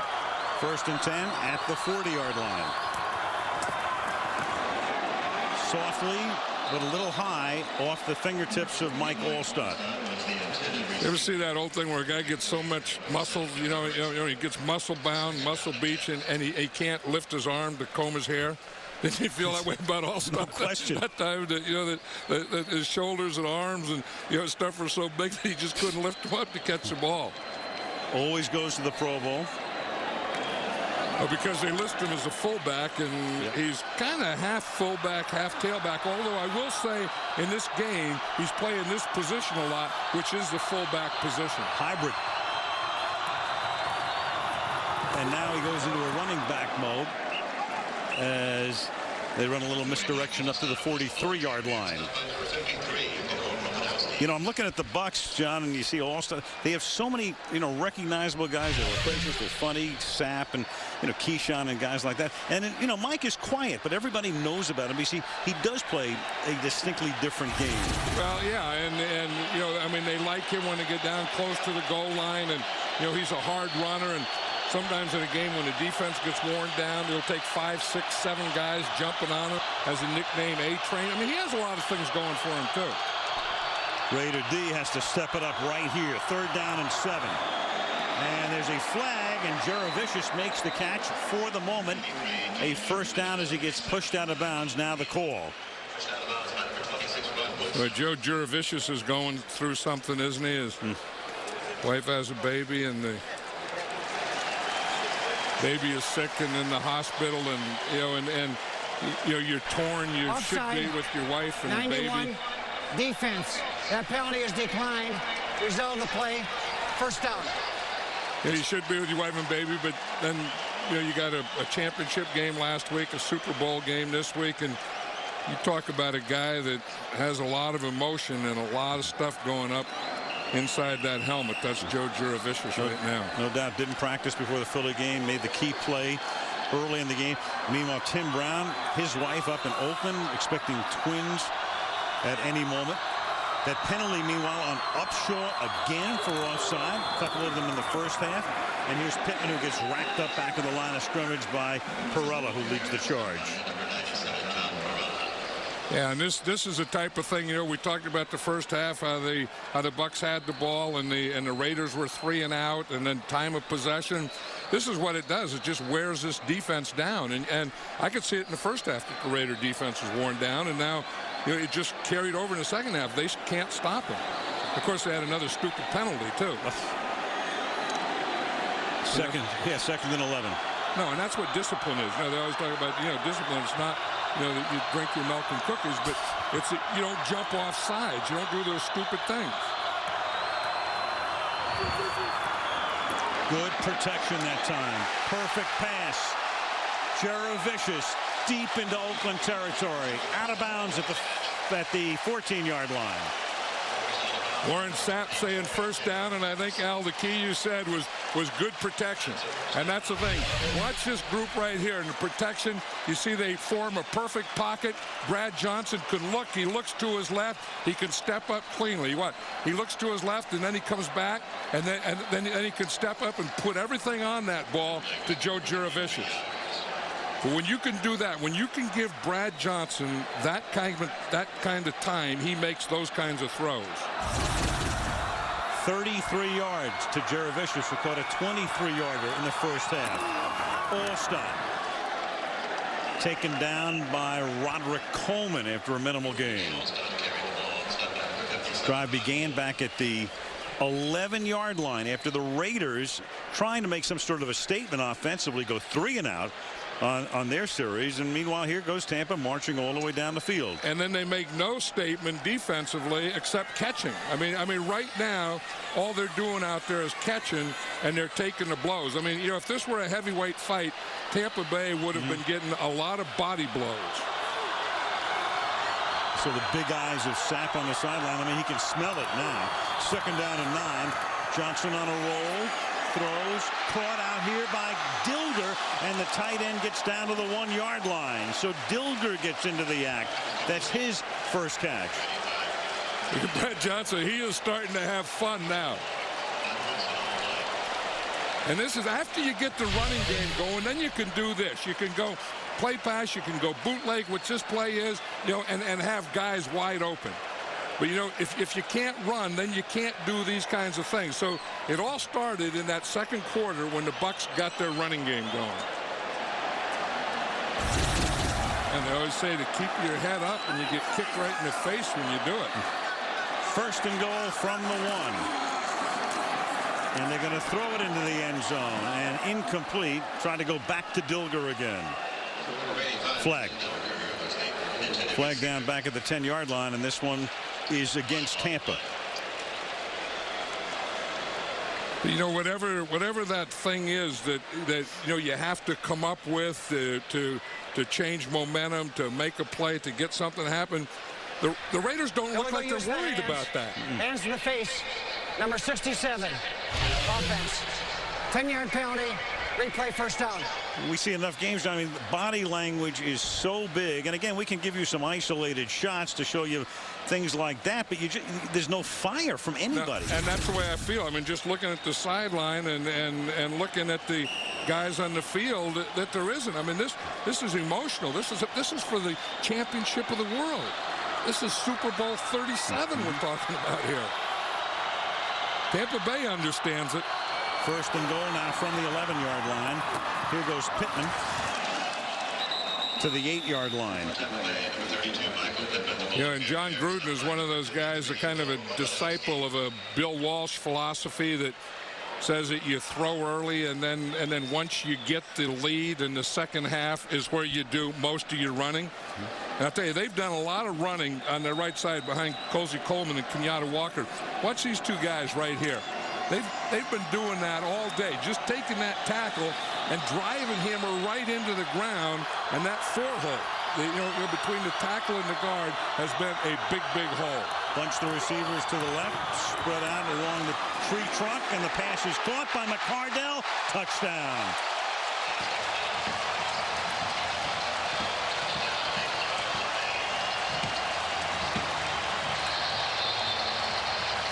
Well, they got here mainly with their defense, but then with Gruden, John said we really came along offensively during the latter stages of the season, and it's all coming to fruition tonight. Yeah, and they got it in the first half when they started the running. Then they got the pass protection, because now the Raiders are tired. They're not getting the pass rush. They're missing tackles. They're doing all the things that bad defenses do because the Bucs put them in that position. Gramatica, the 27th point. That drive, 89 yards, and it took more than half the quarter. Almost 8 minutes. 27-3, Buccaneers. In Hawaii, some of these guys coming with us as well. Gannon and Johnson, among others, as Gannon starts this drive with Charlie Garner. And now the Raiders obviously going to no huddle with 20 minutes left in the game.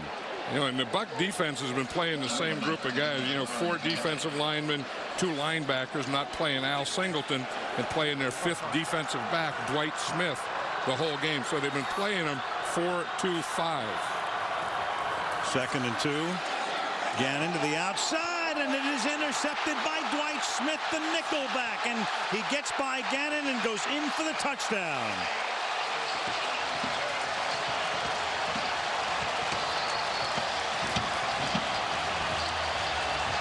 He tried to hit Jerry Rice. Instead, it's a 44-yard interception return.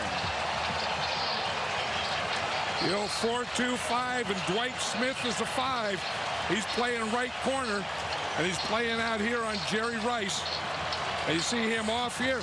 He's just playing zone, and he just reads it. You see, he was like 10 yards off of Jerry Rice, and as we said the whole time, the thing that these guys do the best is they key the quarterback's eye.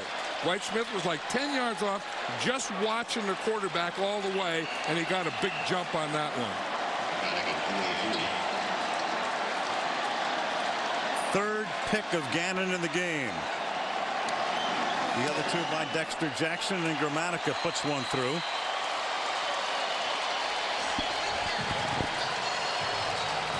And the Gulf Coast is starting to rock already, I guarantee you. 34-3, Buccaneers.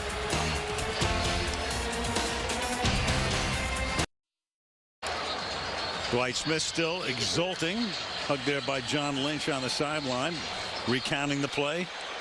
Derek Brooks, the defensive player of the year. And for Gannon, 3 picks. Yep, and he looked at Jerry Rice on that one, and we said how the Buck defense is just playing zone. I mean, they're just making their zones deeper now and just reading Gannon. 2 hopper, Marcus Knight from the 6, and again great coverage. And I go back to Gruden telling us each time we did Tampa this year, I'm really worried about kickoff return coverage. They got that fixed. Even Warren Sapp brought up that the other day. Said, the only bad thing we got about this team is our kickoff coverage. It's as good as it gets today. That was Corey Ivy.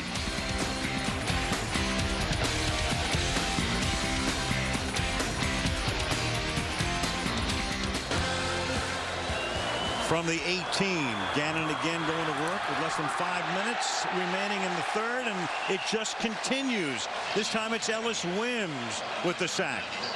Let's watch that interception again by Dwight Smith, and you'll see the coverage. We're talking about 5 defensive backs. Here's Rondé Barber. Here's 2, 3, 4, 5 defensive backs. Now, right here is Dwight Smith, and you see how off he is, and he's just looking in and reading Rich Gannon. And he got a jump of about 7 yards on that play. Watch him here. He's coming off. He's not looking at Jerry Rice. He's looking in at Rich Gannon. When Rich Gannon gets ready to throw, he gets ready to jump. And when he throws, he beats Jerry Rice to the ball. But that's all they're doing. You know, saying, how are they stopping Jerry Rice? How are they stopping Tim Brown? How are they stopping? All they're doing is playing a zone. And as this game goes on, that zone's getting softer. And there is Greg Spires, who had a sack and a big first half. The defensive end, who's hurt. Greg Spires had a great start to this game. Remember this one here? Here he is on Lincoln Kennedy, and then you see him just pushing here, and then he goes to make the tackle. Looks like he just got his leg twisted there.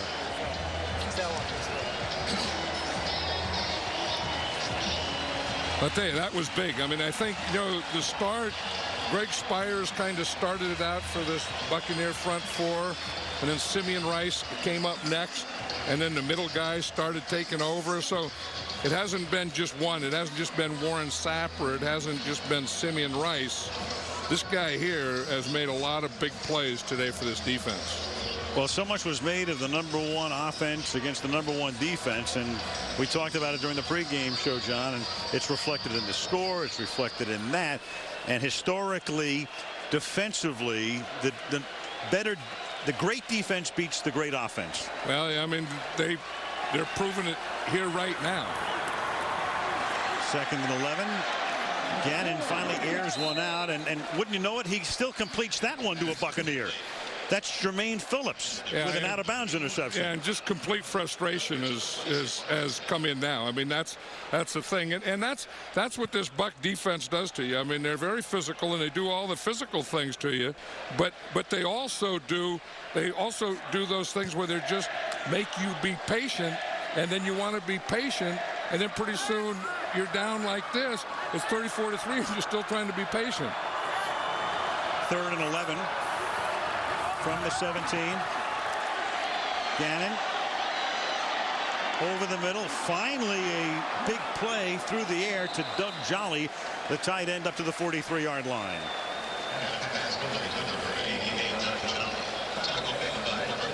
Much made of 1 versus 1, but let's expand it a little bit. And if you take a team in the top 3 in offense against the top 3. There have been 9 such games in the history of the Super Bowl. The defense has won 8, and right now we're on our way to 9 out of 10. You know, and I thought maybe that was something that used to be true and wasn't true as much today, the way football is being played. But I don't agree with that. I don't agree with what I thought. I agree that the defense will win championships. And here is Rice, and there's a flag because there's a face mask. Brian Kelly with a face mask, and Brian's trying to say, no, I got his shoulder pad. You know, these face masks are getting so big now that you can start off for a shoulder, and on the way to grab a shoulder pad, you grab a hunk of that face mask because they stick out so far. But it was just something that, you know, we talk about defense, and this defense just smothered the Raider offense. The player grabbed his jersey. 2nd down. Kelly. Brian Kelly was right. Yeah. Watch him here. Here he is on Jerry Rice right here. After Jerry Rice catches the ball. No, that wasn't even close to a face mask, was it? Just a shirt. At least the one official threw it, and then another official came and told him that you were wrong, and that was Jerry Rice's first catch. Yep, 42 minutes into the game. Gannon throws it over the middle, and that's incomplete. Intended for Doug Jolly. Well, the Raiders began the day with a field goal off a pick, and then their last 6 possessions, ugly. Interception, punt, then the end of the half. 3 and out to start this half. Another pick for a touchdown. And the total yardage is 108 yards for Oakland at this point in the game. You know what I think Tampa Bay or John Gruden did is they kind of both started out the same way. You know, trying to throw the ball and up-pace and tempo. It didn't work. He went to the running game. The Raiders didn't. 3rd and 4 from the 48-yard line, and that's deflected over the middle in and out of the hands of Porter, and a flag down at the Tampa 45. You know, and he was able to change that thing. I mean, I think he was the first one to get his offense out of a funk. I mean, they were both kind of in a funk when they started. Gruden got his offense out. Callahan never did get his offense out. 53, defense. Automatic first down in spot of the foul. Shelton Quarles. I mean, look at that face. Al Hirschfeld, the great caricaturist, died this week at the age of 99. I only wish he had lived a little longer and just once drawn Gruden. But, you know, when you look at Gruden's face, it is a Hirschfeld caricature. Yeah. And you wonder how one face can get in those many positions. First and 10 from the 46. Sidearm to John Ritchie inside the 40 to the 39. Yeah, Rich Gannon is great at that, throwing balls at different angles, you know, and he says the way football is today, you know, it used to be that pass rushers would just rush, and now they try and take lanes away from you, get their hands up and those kinds of things. So he said there's sometimes the only way you can get it in a lane is to throw it sidearm like he did there. So he's like a Don Drysdale of football. Yeah. He doesn't bring it with as much heat those guys do. Second down and 3. And that's incomplete. Yeah, if you watch John Gruden's, Rich Gannon's arm motion, you see the left one there is the over the top. You know, just the thing where you throw over the top. Then he has the 3/4 where it's down a little more, and then the sidearm on the right there just to try and find that lane to throw it through. But a quarterback has to be able to do all those things. You know, throw the different throws and kind of move around in the pocket a little to play in this league. 3rd and 3 now from the 39-yard line. Gannon has time this time and then throws, and it is caught out of the end zone. And wouldn't you know it, Porter beats the secondary, but the pass is thrown a hair too long.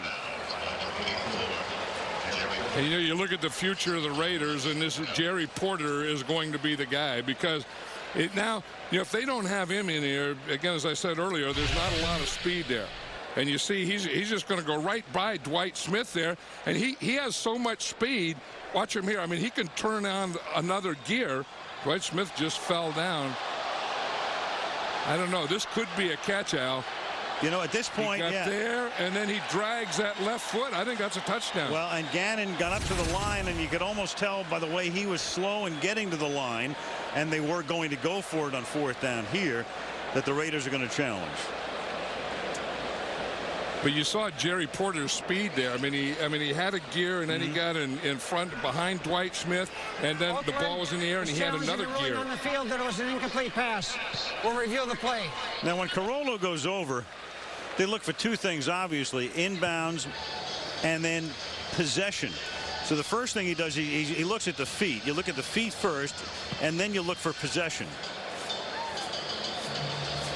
So now I think we have to look at possession because he did have feet. Right. There's the right foot, and then he drags the left, but the ball is rolling around a little bit. But he still has control of it. It doesn't hit the ground, or he doesn't drop it or anything. Yeah, but the refs hate to see that, though. They hate when that ball begins to roll around. See, his feet look like I mean, the left foot, he's dragging it. The right foot is clearly in, but the ball is rolling. And you have to exhibit control of it as you're going out of bounds. And I don't think he is. I don't think Carollo overturns this. Okay, just to be contrarian, I think he does.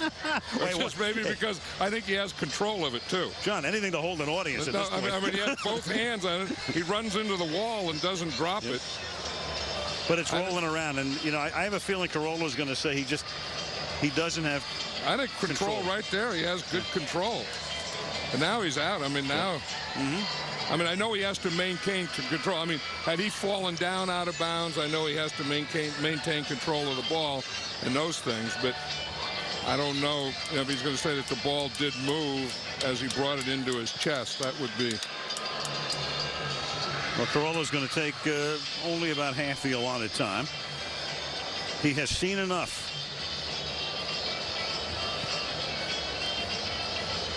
As Whitey Herzog once said when asked, how did you get thrown out of the 7th game of the World Series with a score 8-0? Whitey said, I'd seen enough.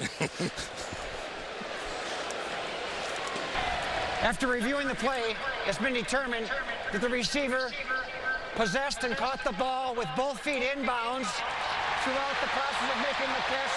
The play is reversed to a touchdown. There you go. Oakland is now charged with a timeout. You see, so much for Tom Brady trying to, sit on the ball last year. Right. But sometimes contrarian is good. No, I thought that was a heck of a catch, though. I mean, to be able to keep the feet in and drag that and the control. I mean, he just had both hands out there. And this guy's going to be the future of the Oakland Raiders. You say, who's going to be their star 5 years from now? The Raiders' star 5 years from now is going to be Jerry Porter. So Porter scores a touchdown. A delayed reaction touchdown, but nonetheless, it's 34-9 as Oakland finally gets into the end zone. And they will go for 2. And then the question always comes up, why'd you wait that long to throw deep to Jerry Porter? Absolutely. Bucks send everybody, and Gannon goes down in the arms of Simeon Rice, almost untouched around the corner. And when he gets untouched around the corner, his first step is so quick, and then he gets right into that second, third, and fourth. Once Simeon Rice, he's darn near in a sprinter stance there. Now, if you try and block him, Barry Sims gets out there a little late, but he's way too quick for that. I mean, there's no way that you're going to be able to step inside and then step back outside and ever get Simeon Rice. There's a guy that's had a heck of a year. There was Simeon Rice. Remember when he was in Arizona and people weren't sure, and then he came to Tampa and he was kind of, pretty good, but, not big enough to play the run and didn't do all those things. This year he has been a complete player. And let's, on the subject of receivers and Jerry Porter, here's Lynn Swann. Well, Al, thank you very much. Remember back in the AFC Championship game? I know you do, John. We were watching it together. We watched Jerry Porter drop a pass in the end zone. You recall that play? Right. Well, during the week, I talked to Jerry Porter, and I asked him what happened on that play. He's such a sure-handed guy. He said, Swan, I looked down to see where I was on the football field, took my eye off the ball. I said, well, now what do you think after you've had that experience? He says, in the same situation, I'll never take my eye off the ball. Right there. That's a market receiver that's going to get better year after year. In 1 week, he realized, focus on the ball, you make the catch, keep your body in bounds, it's a touchdown. John, you're talking about the future, too. I mean, and Porter clearly is, but the Raiders are going to have to really cut and pare here in the offseason because they're going to be millions of dollars over the cap as the line drive kickoff is taken at the 7-yard line. And this is Dwight Smith running it back up to the 30. Well, we have John Lynch mic'd up, and let's check in and find out what was going on.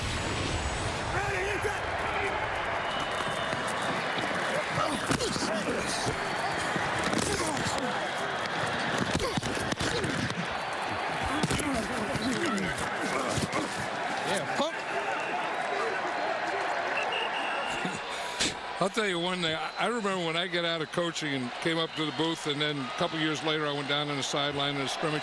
I forgot how hard they hit.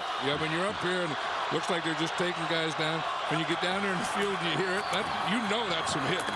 And there's a flag coming in as Pittman picks up a couple. I thought that that earlier mic'd up with Lynch, and this was a hole here against Tampa, was the most revealing thing we heard from the mic'd up today when he said that they're running every play we practice against. 67 offense, 10-yard penalty, replay first down. And part of that is John Gruden and kind of knowing that offense and knowing the philosophy. And a big part of it is Monty Kiffin, the old defensive coordinator, who always has his team ready to play. You look and you talk about a guy that has never drank decaf in his life, who is always up, is always, coaching and teaching and has chairs and stuff out there. That's old Monty Kiffin. 1st and 10 from the 21 after the holding call. Pittman on that mic'd up, and we get a lot of publicity about it this week, having the opportunity to mic up Lynch and mic up Rice. And not play it live. We listen to it and then, you know, figure out what you can and can't hear. Jerry took his mic off. Second half, he said, enough of this stuff. Yeah, I think that's okay when you're winning. I think the stuff that goes on a losing sideline and a losing bench is a lot of frustration that maybe they don't want you to hear, nor do they want to hear themselves. Now on this side here, this is going to get better and a heck of a lot happier if they keep going this way. 2nd and 18 from the 23. Romanowski's had a fairly silent day. One of the few times the play clock has gone all the way down. And it's out to the 27-yard line for Pittman. You know, John, I begin to wonder sometimes, what do certain people think? I'm wondering right now, what is Tony Dungy thinking? What is Bill Parcells thinking? What would John McKay, the late John McKay, have been thinking right now? Well, I think John McKay would be happy as heck because his son, Rich McKay, is here, and he really didn't want Rich to go into football, but if you're going to, then go in, put everything in there and do this. Bill Parcells is probably thinking, if I were going to go back, if I knew I was going to go back into it, I'd rather be here today than where I am. And Tony Dungy probably has to be thinking, maybe if they just gave me one more year, this would be me. Yeah, it's got to be pretty bittersweet for Tony. I mean, who really molded this team and then watched Gruden get him over the top. And there's a flag here as the third period has 9 seconds left. John McKay, of course, with an offside against Oakland, was the original coach after a great career at USC. And out of the womb, this team, as an expansion team, was 0-26. Offside defense, number 50, 5-yard penalty. Replay, 3rd down. Eric Barton, of course, Johnny, McKay had the greatest of all lines. You know, one time after one of those losses, the reporter said, "What do you think of your team's execution?" He said, "I'm all for it." Yeah, that was John McKay. You know, they talk about guys with great one-liners, and John McKay was that guy. But I'll tell you another thing. I played for John McKay 1 year, and I knew him as a coach and a friend, and he was a heck of he was a brilliant football coach. No question. And died about a year ago. 34-9, end of 3. Super Bowl 37 will continue from San Diego. Back in San Diego, Al Michaels, John Madden, Melissa Stark, Lynn Swan. Super Bowl 37 with 15 minutes left in regulation and a 25-point Tampa Bay lead. There's one thing about both of these teams. Neither one of them use shotgun. And, you know, shotgun, I'm thinking of this 3rd and long, you'd usually be in a shotgun situation, but Tampa Bay won't be, the Raiders won't be, because neither of them have used it all year. Not a single snap on either side. 3rd and 9, and here's Pittman, and he gets stopped here. So the Raiders are able to stop him. We'll get the ball back. Well, you can tell what John Gruden's doing here. He's trying to run time off the clock. I mean, he's got, and that's what he is, and that's what he does. I mean, he gets a lead, and then he sits on it and tries to run the clock out. Coaches talk about balance. 31 running plays for Tampa tonight, 30 passing plays. And they're going to end up a lot of unbalanced because he'll run the rest of the game. And that is blocked, and that's exactly what the Raiders need, if anything, to get back in the game. And it's taken into the end zone by Eric Johnson for a touchdown. Well, now he's not going to sit on that lead. Yeah, we talked about momentum changers, and somewhere you have to come up with a momentum changer, and it usually comes on a special teams play. It can come on a return. It can come on a block. This one here, it comes on a block. What's number 51? You're going to see him right here. He's the guy. He gets his right hand up. Johnson gets his right hand up, knocks it over, doesn't catch the ball, but they get it and have a convoy going into the end zone. Well, the Bucs have their Johnson to Johnson, and so do the Raiders. Tim Johnson to Eric Johnson. Tim Johnson tried to find it and couldn't, and he was looking for it. Eric Johnson found it. That's what a special teams coach does after they get that play that does change the momentum. It was Bob Casulo exultant on the sideline. Tupa did not have a punt block all season, and now the Raiders will go for 2. Yeah, the Raiders had a punt block last week. I mean, it wasn't a block. I mean, the punt block was on. The punter had to hold it, and they got the ball there. And that was a momentum changer for him last week, too, against Tennessee. So 14-16 remaining. We've gone from 34-3 to 34-15 and maybe 17. The 2-point conversion.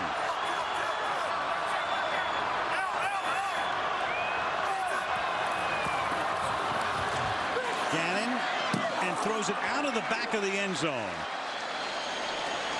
Intended for Tim Brown. So again, they fail on a 2-point. The margin is now 19. But not that long ago, it was 31 with 14-16 left in regulation.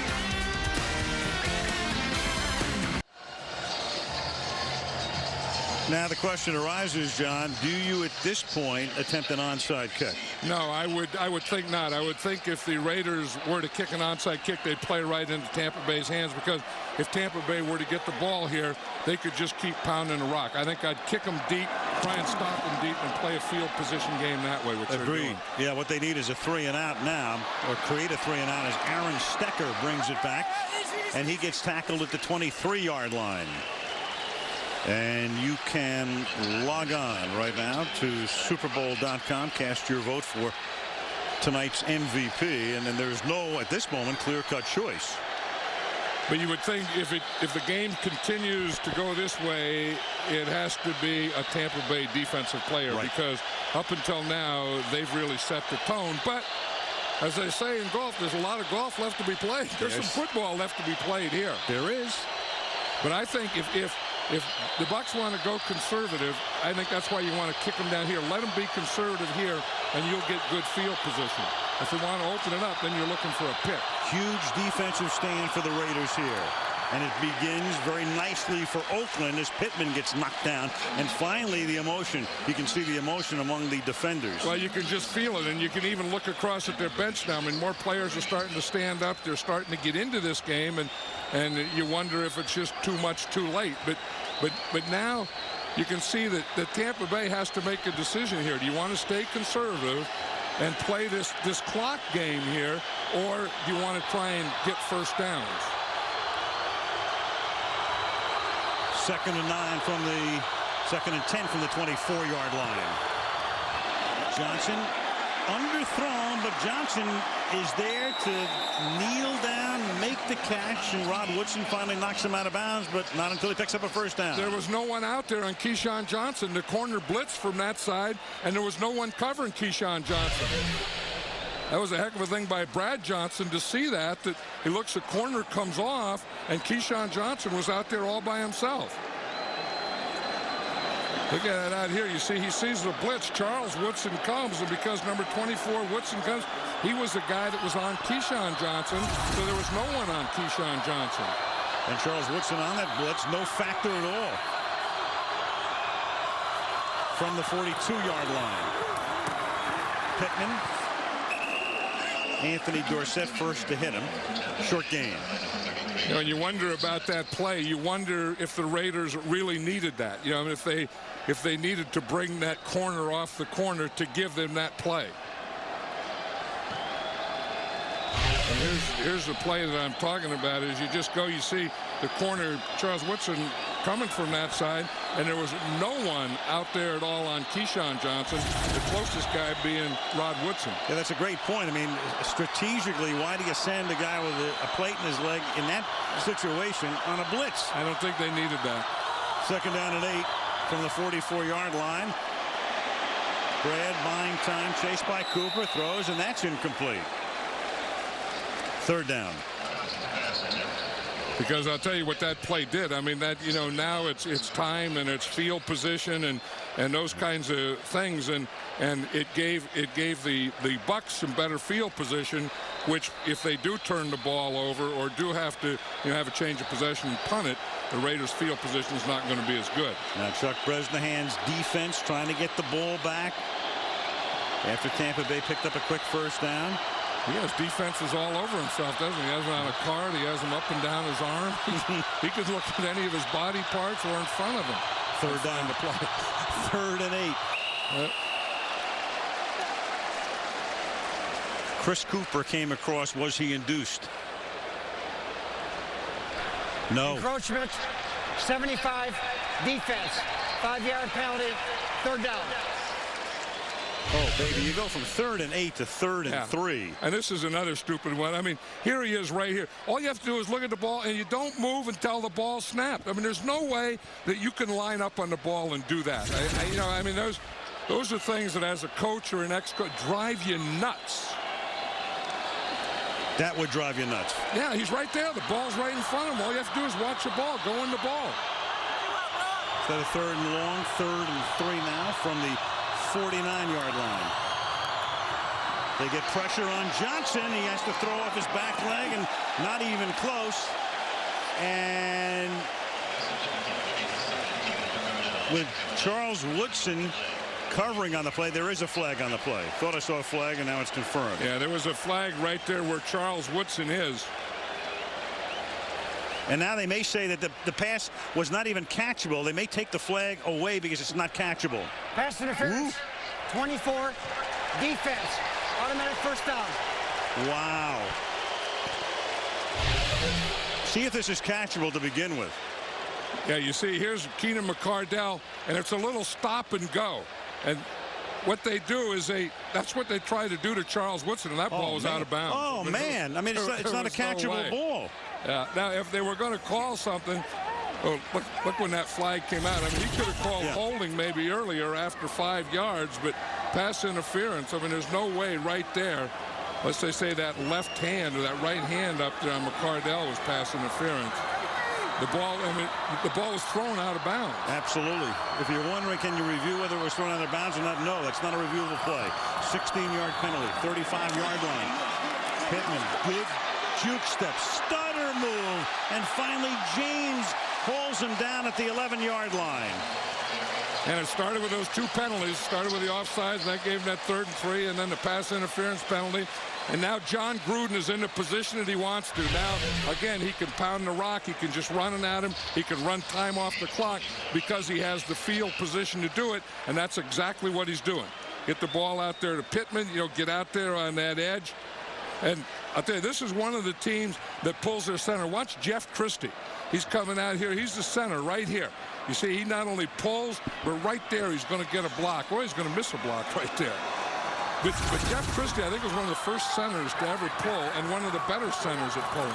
Pittman over 100 now at 120, and here's Allstott to the 9-yard line. And for the Raiders, this is a nightmarish series. You start with an ineffective corner blitz. You then have a penalty that goes from 3rd and 8 to 3rd and 3. You then have an interference call, and you then have Pittman break one. And the big thing was right after they had the momentum change. I mean, that was when they got back into the game with the punt block and the touchdown. Now their defense has to go out and do the job, and their defense has kind of let them down. 2nd down and 8. John Gruden is going to run this ball and take time off the clock. Toss to Pittman. Slips down. Stopped at the 11. 3rd down. Yeah, I was talking about Jeff Christie earlier. I remember when he was the all-pro center from Minnesota, played for the Vikings there for years. And as I watch this offensive line, I think they've improved somewhat during the year, and I think he's playing better. Just watching Phil and watching him play, I think Jeff Christie's playing better than he has in 5 years. And I think when Brad Johnson started going and passing, and the offensive line, they started running a little better, I think he was a pretty important part of that. 3rd and 10 from the 11. Out into the flat, Allstott. He's taken down by James, so they'll have to settle for a Grammatica field goal attempt of about 28 yards or so. I think the way John Gruden's playing the game now, it's a game of clock. It's a game of score and clock, and rather than forcing anything, doing anything stupid here, he wants to take as much time off that clock as he can, and then take the field goal and just play from there. And they'll take all the time off the clock they can prior to this attempt. 27 yards. Tupa to hold. And snap this with the play clock at 3, and then it's juggled. Is it Yepremian in disguise? No, he just falls on it. I'll bet you Garrow came into his head at that point. I bet you Garrow came into everyone's head at that point. But at least he just went down. There was no way that he was going to throw that or do anything else with it. So the Raiders stop him, but not the way they wanted. 9:02 left in regulation. So 9:02 remaining after the juggled snap by Tupa. Dramatica can't kick the field goal, doesn't even have the opportunity, and now Gannon at the 22. 3 receivers bunched to the left. Gannon throwing to the left. Caught by the tight end Jolly, reaches for the first down, a little short, 2nd and 1, and the Raiders now have to go quickly. You know, one of the good matchups today has been Warren Sapp against Frank Middleton. Frank Middleton, you know, played for Tampa Bay, and they kind of know each other, practiced against each other, and Warren Sapp's a lot quicker than Frank Middleton is, but Frank Middleton's a pretty tough guy. 2nd and 1, and they throw it to Wheatley coming out of the backfield, and Wheatley has the first down. They've maneuvered their way up to the 38-yard line. Yeah, I was looking at this play. It was just 2 plays ago, and you can see what I'm talking about. Middleton, watch Middleton here on Sapp. He's gonna go, and he gets a push, and then he's gonna grab him around the neck, just right there, and bring him back in. Frank Middleton has a, you do anything you have to the guy in front of you, but don't let him get to your quarterback. Injury time out here. Shelton Quarles, the Tampa linebacker, is the injured player. Warren Sapp was telling us the other day. He said, you know, so I've been here for 8 years, and he said we laid some hard bricks. And he said we want to win a Super Bowl, and one of the big things he wants is, he said, you know, they call Tampa Bay like Tampa Bay, Tampa Town. He said, I want a city. He said, if we win the Super Bowl, I want Tampa Bay to be called a city. He said, we want to represent a city. And people to know it as Tampa, because ever since, you know, they started getting a collection of sports teams, they name it Tampa Bay. The city is Tampa. The area is Tampa Bay. For what it's worth. Not much. We'll be back. Injury timeout.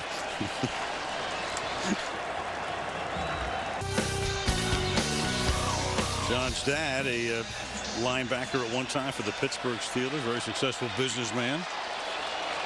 John went to Stanford as a quarterback, was a baseball pitcher there. Was drafted by the Florida Marlins, and actually threw the first pitch ever in a minor league game for that organization as the pass by Gannon is tipped. Quarles came out. That's Warren Sapp tipping it. You saw Quarles, who was hurt. He was assisted off the field, and Nate Webster is in at linebacker for him.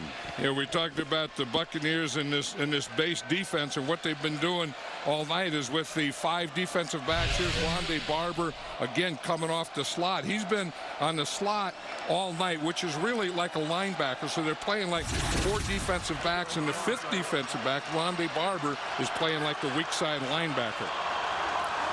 2nd and 10.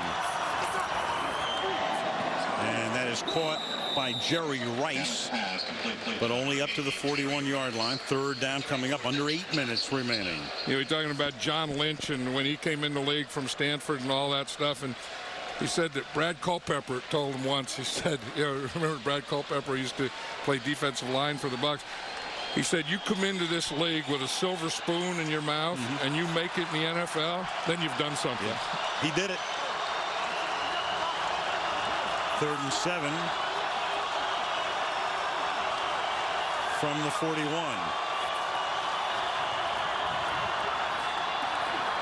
Gannon checking off, working the progressions, and then finally finds the open guy, and it's Jolly who got away from Barber, and that's a first down to the 46-yard line.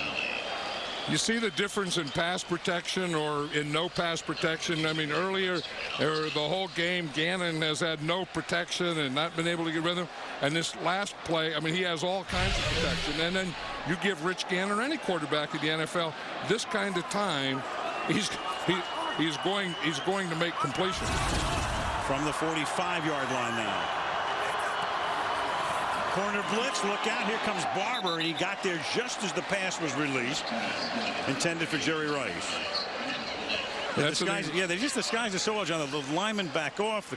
Everybody's coming from all these different angles. Yeah, and that's the thing that is so tough. I mean, here's a corner, and he's coming from this position here, and I think that's the problem with playing 3 wide receivers. Is you bring nickel, then nickel brings Rondé Barber as a slot corner, and as a slot corner, he is a great blitzer from that backside, just like that. 2nd down and 10 from the 45-yard line. Gannon, and that's incomplete, and there is a flag down. The flag looks in the area of holding, doesn't it? Offensive holding.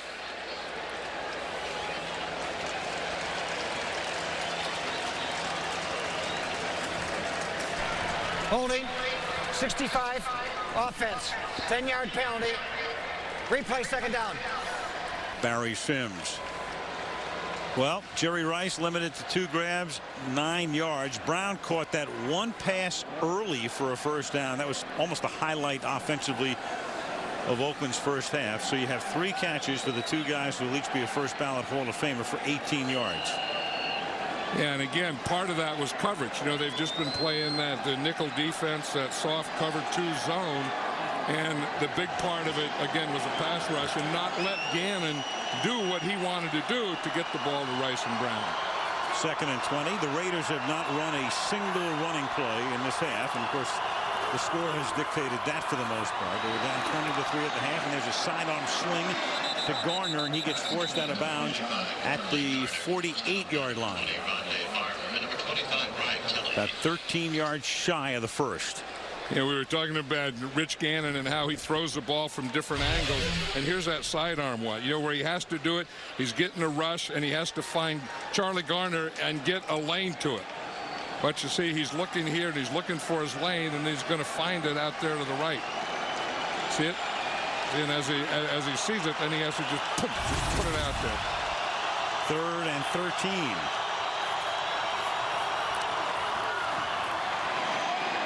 Deep. Open is Rice. Touchdown. Whoa, baby. 48 yards.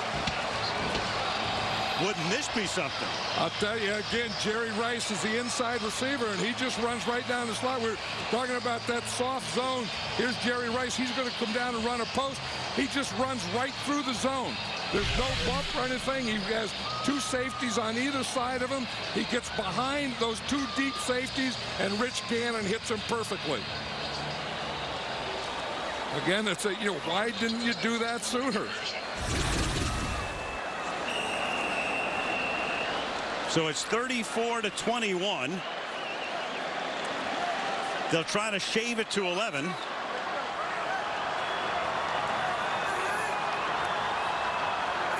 Two-point conversion. And as Porter, was he forced out? They're going to say no, he was out. And the back judge is there saying no, sir. Nate Webster made contact with him, and now they'll congregate and determine whether he was forced out. But the back judge is emphatically saying,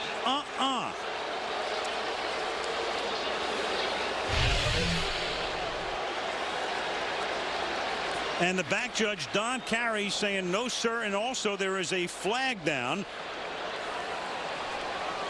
Again, if the receiver is up in the air and he is pushed out of bounds, if he's in bounds when he catches a ball, and if his both feet are off the ground like that and he is pushed out, then that would be a completed pass. That should be challenged. I'm going to check to see if this is even reviewable. It's not a flag. What was thrown out is the challenge flag. This is actually not reviewable. The act of forcing a player out of bounds is not reviewable. One of the little crazy permutations, and the Raiders are being told that right now. And that is a crazy one because they put the instant replay in for boundaries. Yep. And to me, this would come under the rule of boundaries. Well, there's Fred Biletnikoff going wild, but this is, by rule, you can't review this. But if you could review that, that would have been a 2-point play. Because if he's up in the air and would have been in bounds and is knocked out of bounds, Oakland then that would be 2 the ruling points. on the field. that the receiver caught the ball in bounds. We'll review the play. Well, they can review that, but we've already been told by Mike Pereira that they can't challenge a force out. So clearly he's out of bounds. The Raiders are going to challenge. I mean, if this is the rule, I don't know what they're challenging here, because there's nothing to challenge. You can't challenge the force out part of it. Yeah, but that comes up all the time, Al. I mean, they say they can challenge things, and they say they can't, and then they always challenge things that they can't challenge, and sometimes don't challenge things that they can. Well, we've already heard from Mike Pereira, who's the head of officials, who says you cannot challenge a force out. So if they're going to challenge he came down in bounds, clearly it's not even close. He did not come down in bounds. And what you're doing here, if you use the challenge, is you're costing yourself a timeout. Yeah, but then Bill Carollo should have told Bill Callahan. He should have told Bill Callahan that you can't challenge force out. Absolutely. I'd be surprised if he didn't, because, I mean, that's part of what you have to do. Because if Callahan says, I'm challenging that he was in bounds, then Carollo's got to tell him you can't challenge a force out. And I would be surprised if Callahan would think that he was in bounds. Right. I mean, so if he's challenging, he has to say that he was forced out of bounds. After reviewing the play, it was determined the receiver caught the ball in the air. However, he did not get either feet in bounds. Therefore, the play stands as called incomplete pass. Well, point is no good. He didn't get either Oakland feet in bounds. Is charged with a timeout. Well, for what it's worth, at least the Raiders are clearly back in the game at 34-21.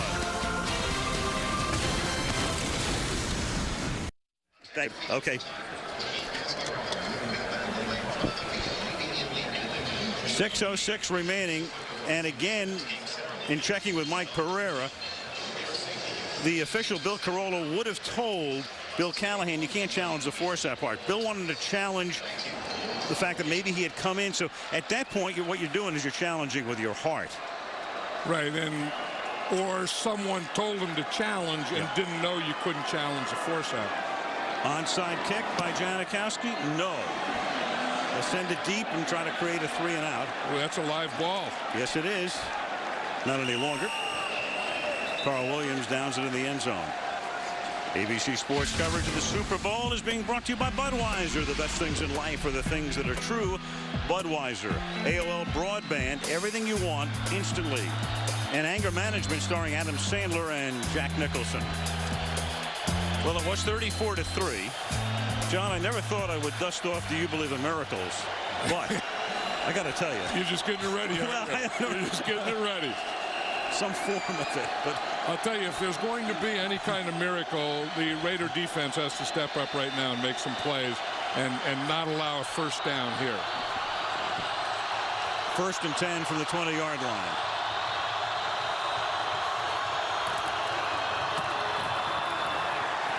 Stop him on first down. Pittman through the middle, stopped by Travian Smith. Yeah, and by here I mean this set of downs. I mean this first, second, and third, they have to stop them and get the ball back. Then they have to get a score. Then you can start, talking about onside kicks and those kinds of things.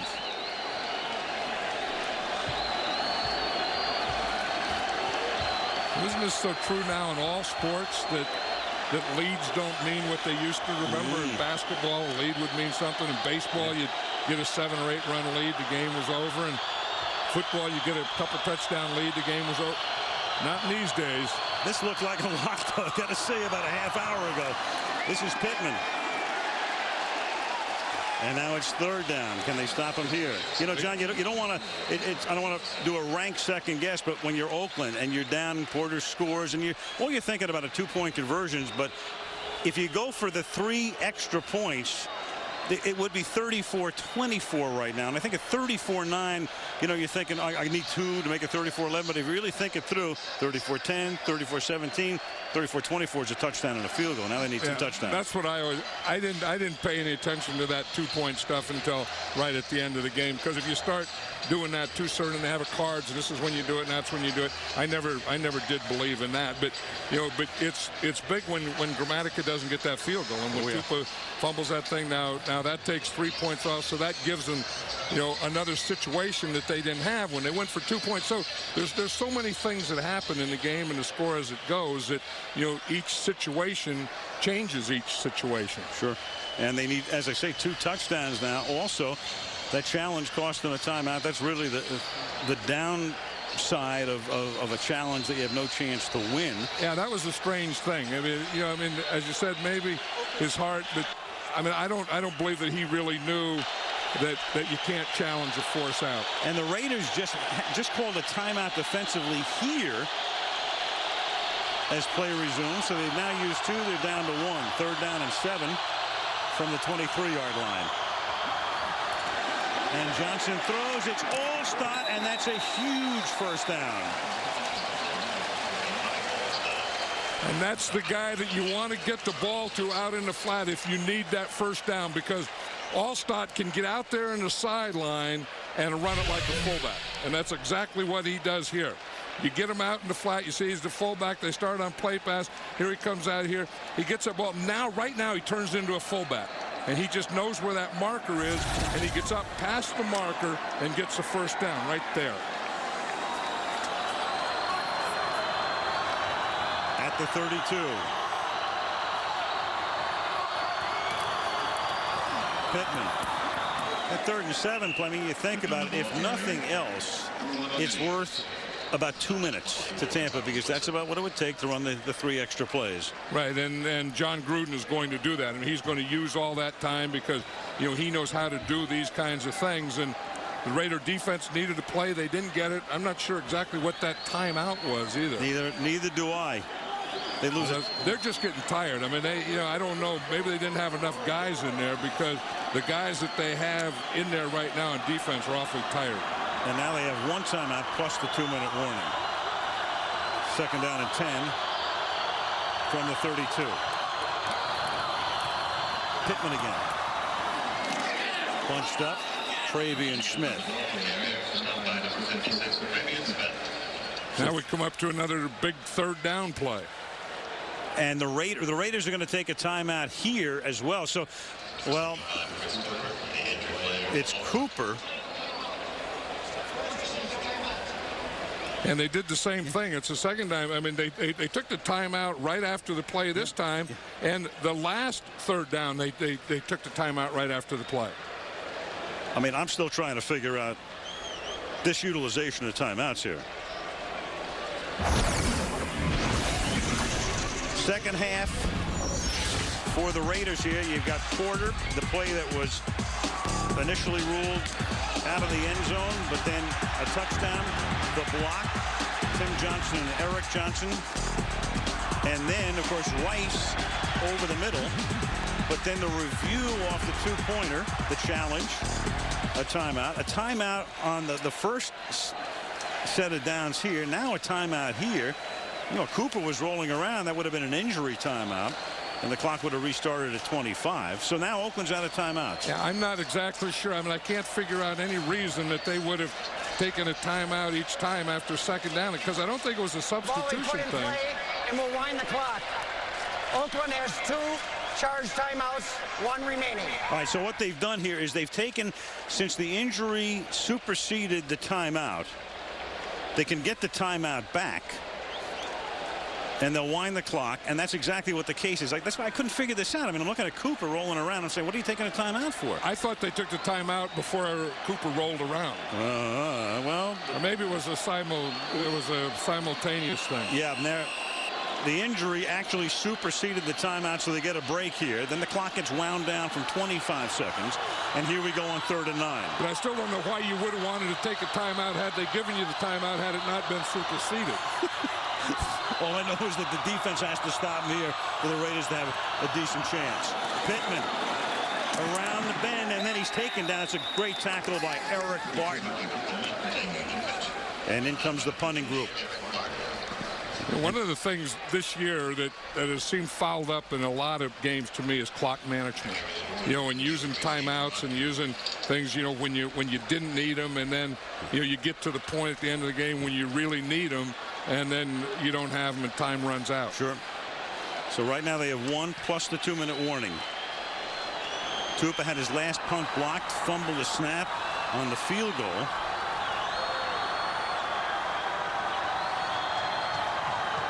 Raiders looking for the block. Here they come. Can't get there. 22. Darian Gordon looking for room. Nothing but red shirts. And that's 26. That's the problem with a punt block. When you don't get the punt block, then you don't have any blockers downfield, and you're really not going to get a return. Here comes Lynch. Here's the most recent mic'd up with John. We're going to be fine. Nothing cheap, but we got to stay alive on the rush. Don't let him step up. That's what I'm saying. No way they'll beat us if we don't get anything up top, and the rush is very important, okay? But they did give him something up on top, and that was a Jerry Rice thing. You know, that's what Monty Kiffin had just told you, keep the pass rush going. Don't let him step up. Don't give him anything up on top. And they let Jerry Rice run right through the post on him. 74 yards from the end zone with 2:44. Gannon to the outside. Rice and out of bounds, shoved out right at the marker by Dwight Smith. 4 catches. And the clock keeps running, so they said that the play ended with a tackle inbounds. 1st and 10 from the 37. Gannon. And down he goes. Nobody home. Secondary does his job. Stopped at the 38-yard line. Trying to get a play off before the 2-minute warning. Yeah, he had Jerry Rice there. He had Jerry Rice open in the middle and didn't see him. I think if the Raiders can get another first down here, they can take another shot at the post because you can get in there on this defense now. Well, right now, that's the 2-minute warning, so they'll play the final 120 seconds with only 1 timeout. Down by 13.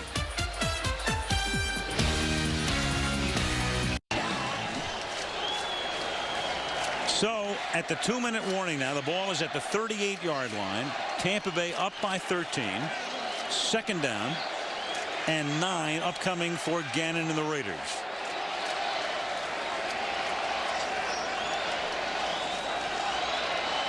One Oakland timeout left.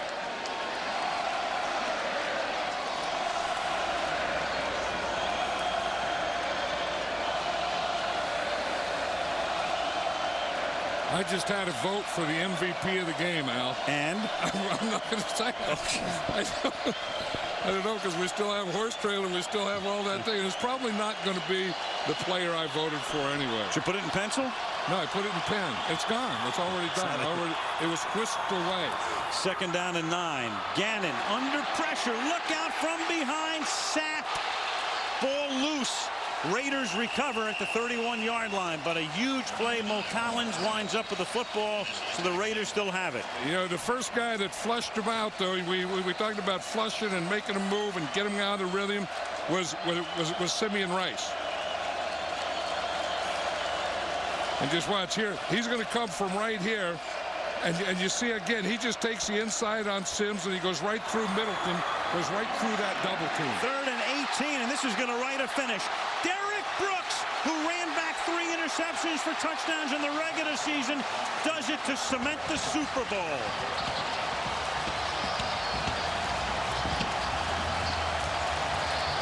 Well, could there be a better way for the Buccaneers to put the ultimate exclamation point on it than the #1 defense with the #1 defender intercepting a pass and taking it to the end zone?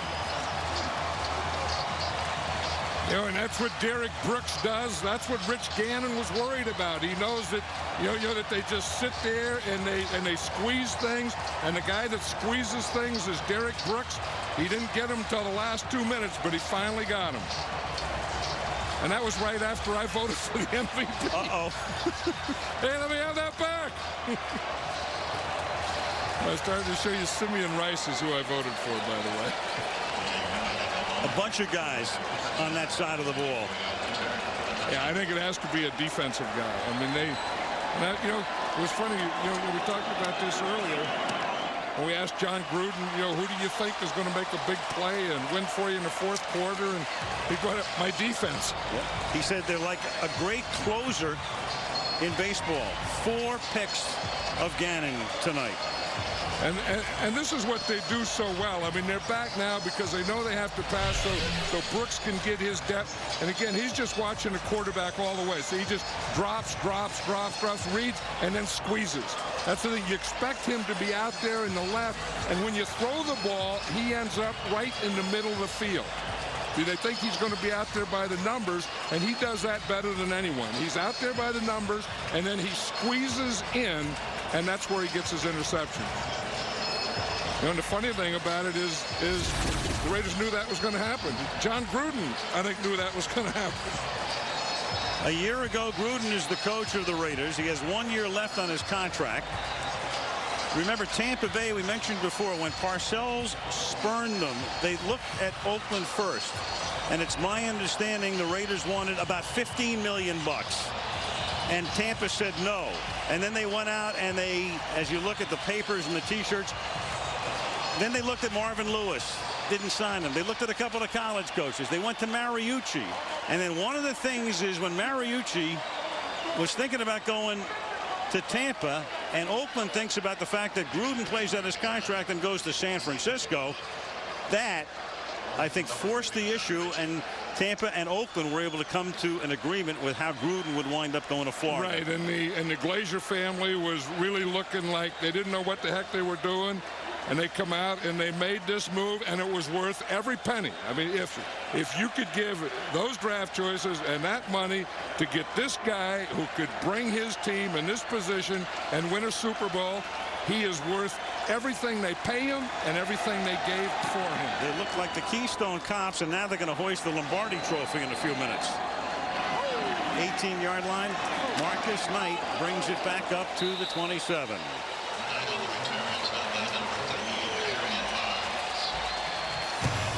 We're all here to accomplish one mission in the NFL, and that's to become a world champion and hold that trophy. And to be #1 in this league is an unbelievable accomplishment. I think of Lee Flowers of the Pittsburgh Steelers because Pittsburgh owns Tampa. Certainly did on a Monday night. He called them their paper champions. Well, you pick up tomorrow's paper, they will be the champions. And Warren Sapp is going to have something to say about that. And I think that's a legacy that they were talking about. If we have a great defense, we're not a great defense until we win a Super Bowl.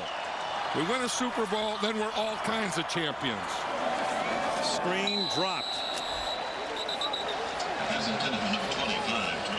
Well, John, it won't be long because you're going to be second on this list, and there it is.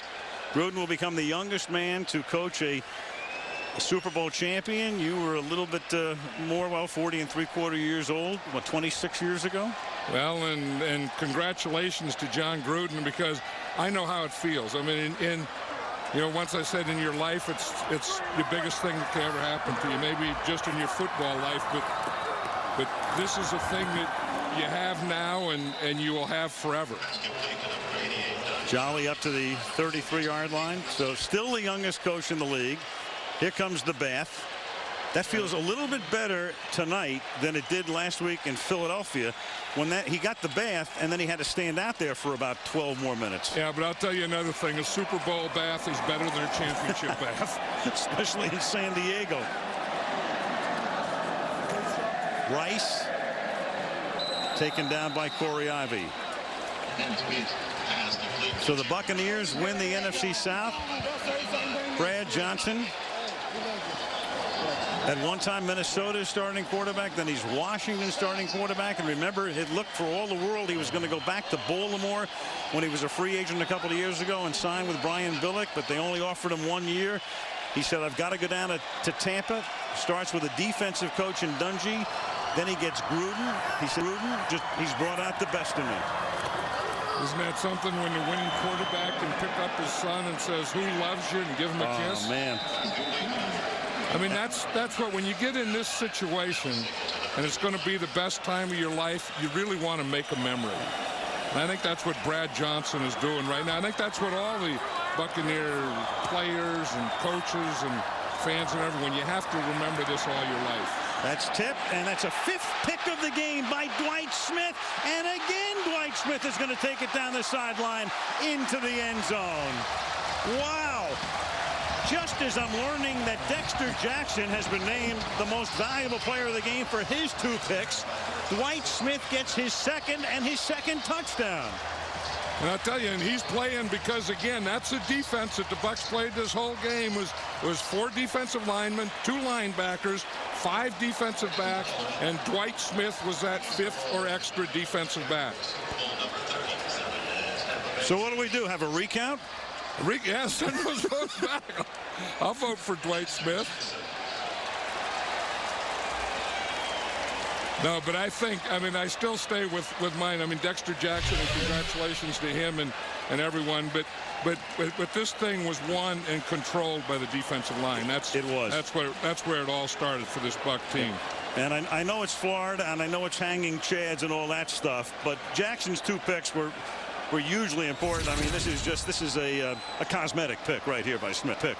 Yeah, but and my guy, Simeon Rice didn't make it, did he? But my guy, I mean, he raised havoc the whole game. And the big thing he did, he worked over there on Barry Sims, and he gave him a speed rush. But the thing that I liked about it, he took the inside a lot today. And when Simeon Rice takes the inside, he reminds me a lot of Charles Haley. You know, Charles Haley was one of the best natural pass rushers I've ever seen because he would always take the inside hard. Here's Gramatica now for the point after.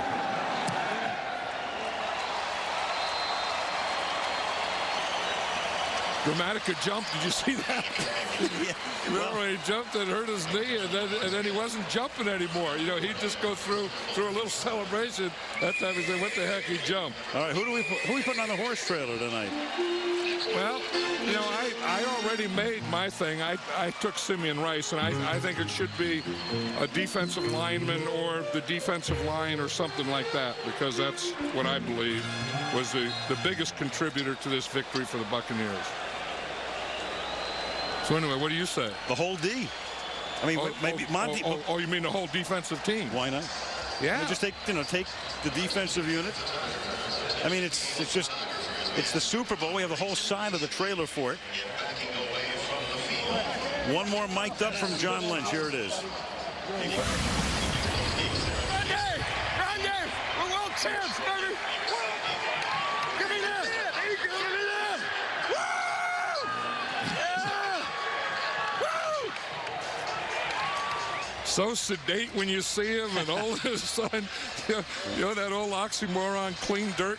That's what John Lynch is. And then out in the field, man, he's a hitter. He's all those things. And John Gruden, like I says, you have it, and you'll have it for the rest of your life, and they can never take it away from you. Well, Malcolm Glazer and the Glazer family, and who would have thought? I mean, they're going through this whole crazy thing last year. We're trying to find a coach, and then they get him, and they opened up the season, don't forget, with a loss. I mean, Gruden's first game down there was an overtime loss to New Orleans, but they never lost 2 games in a row. We said at the top, John said the best back-to-back games they played this season were the last 2 in the playoffs, and they have saved the very best for last. And it will be over with the tackle of Chris Cooper here. From 0-26 to Super Bowl champions.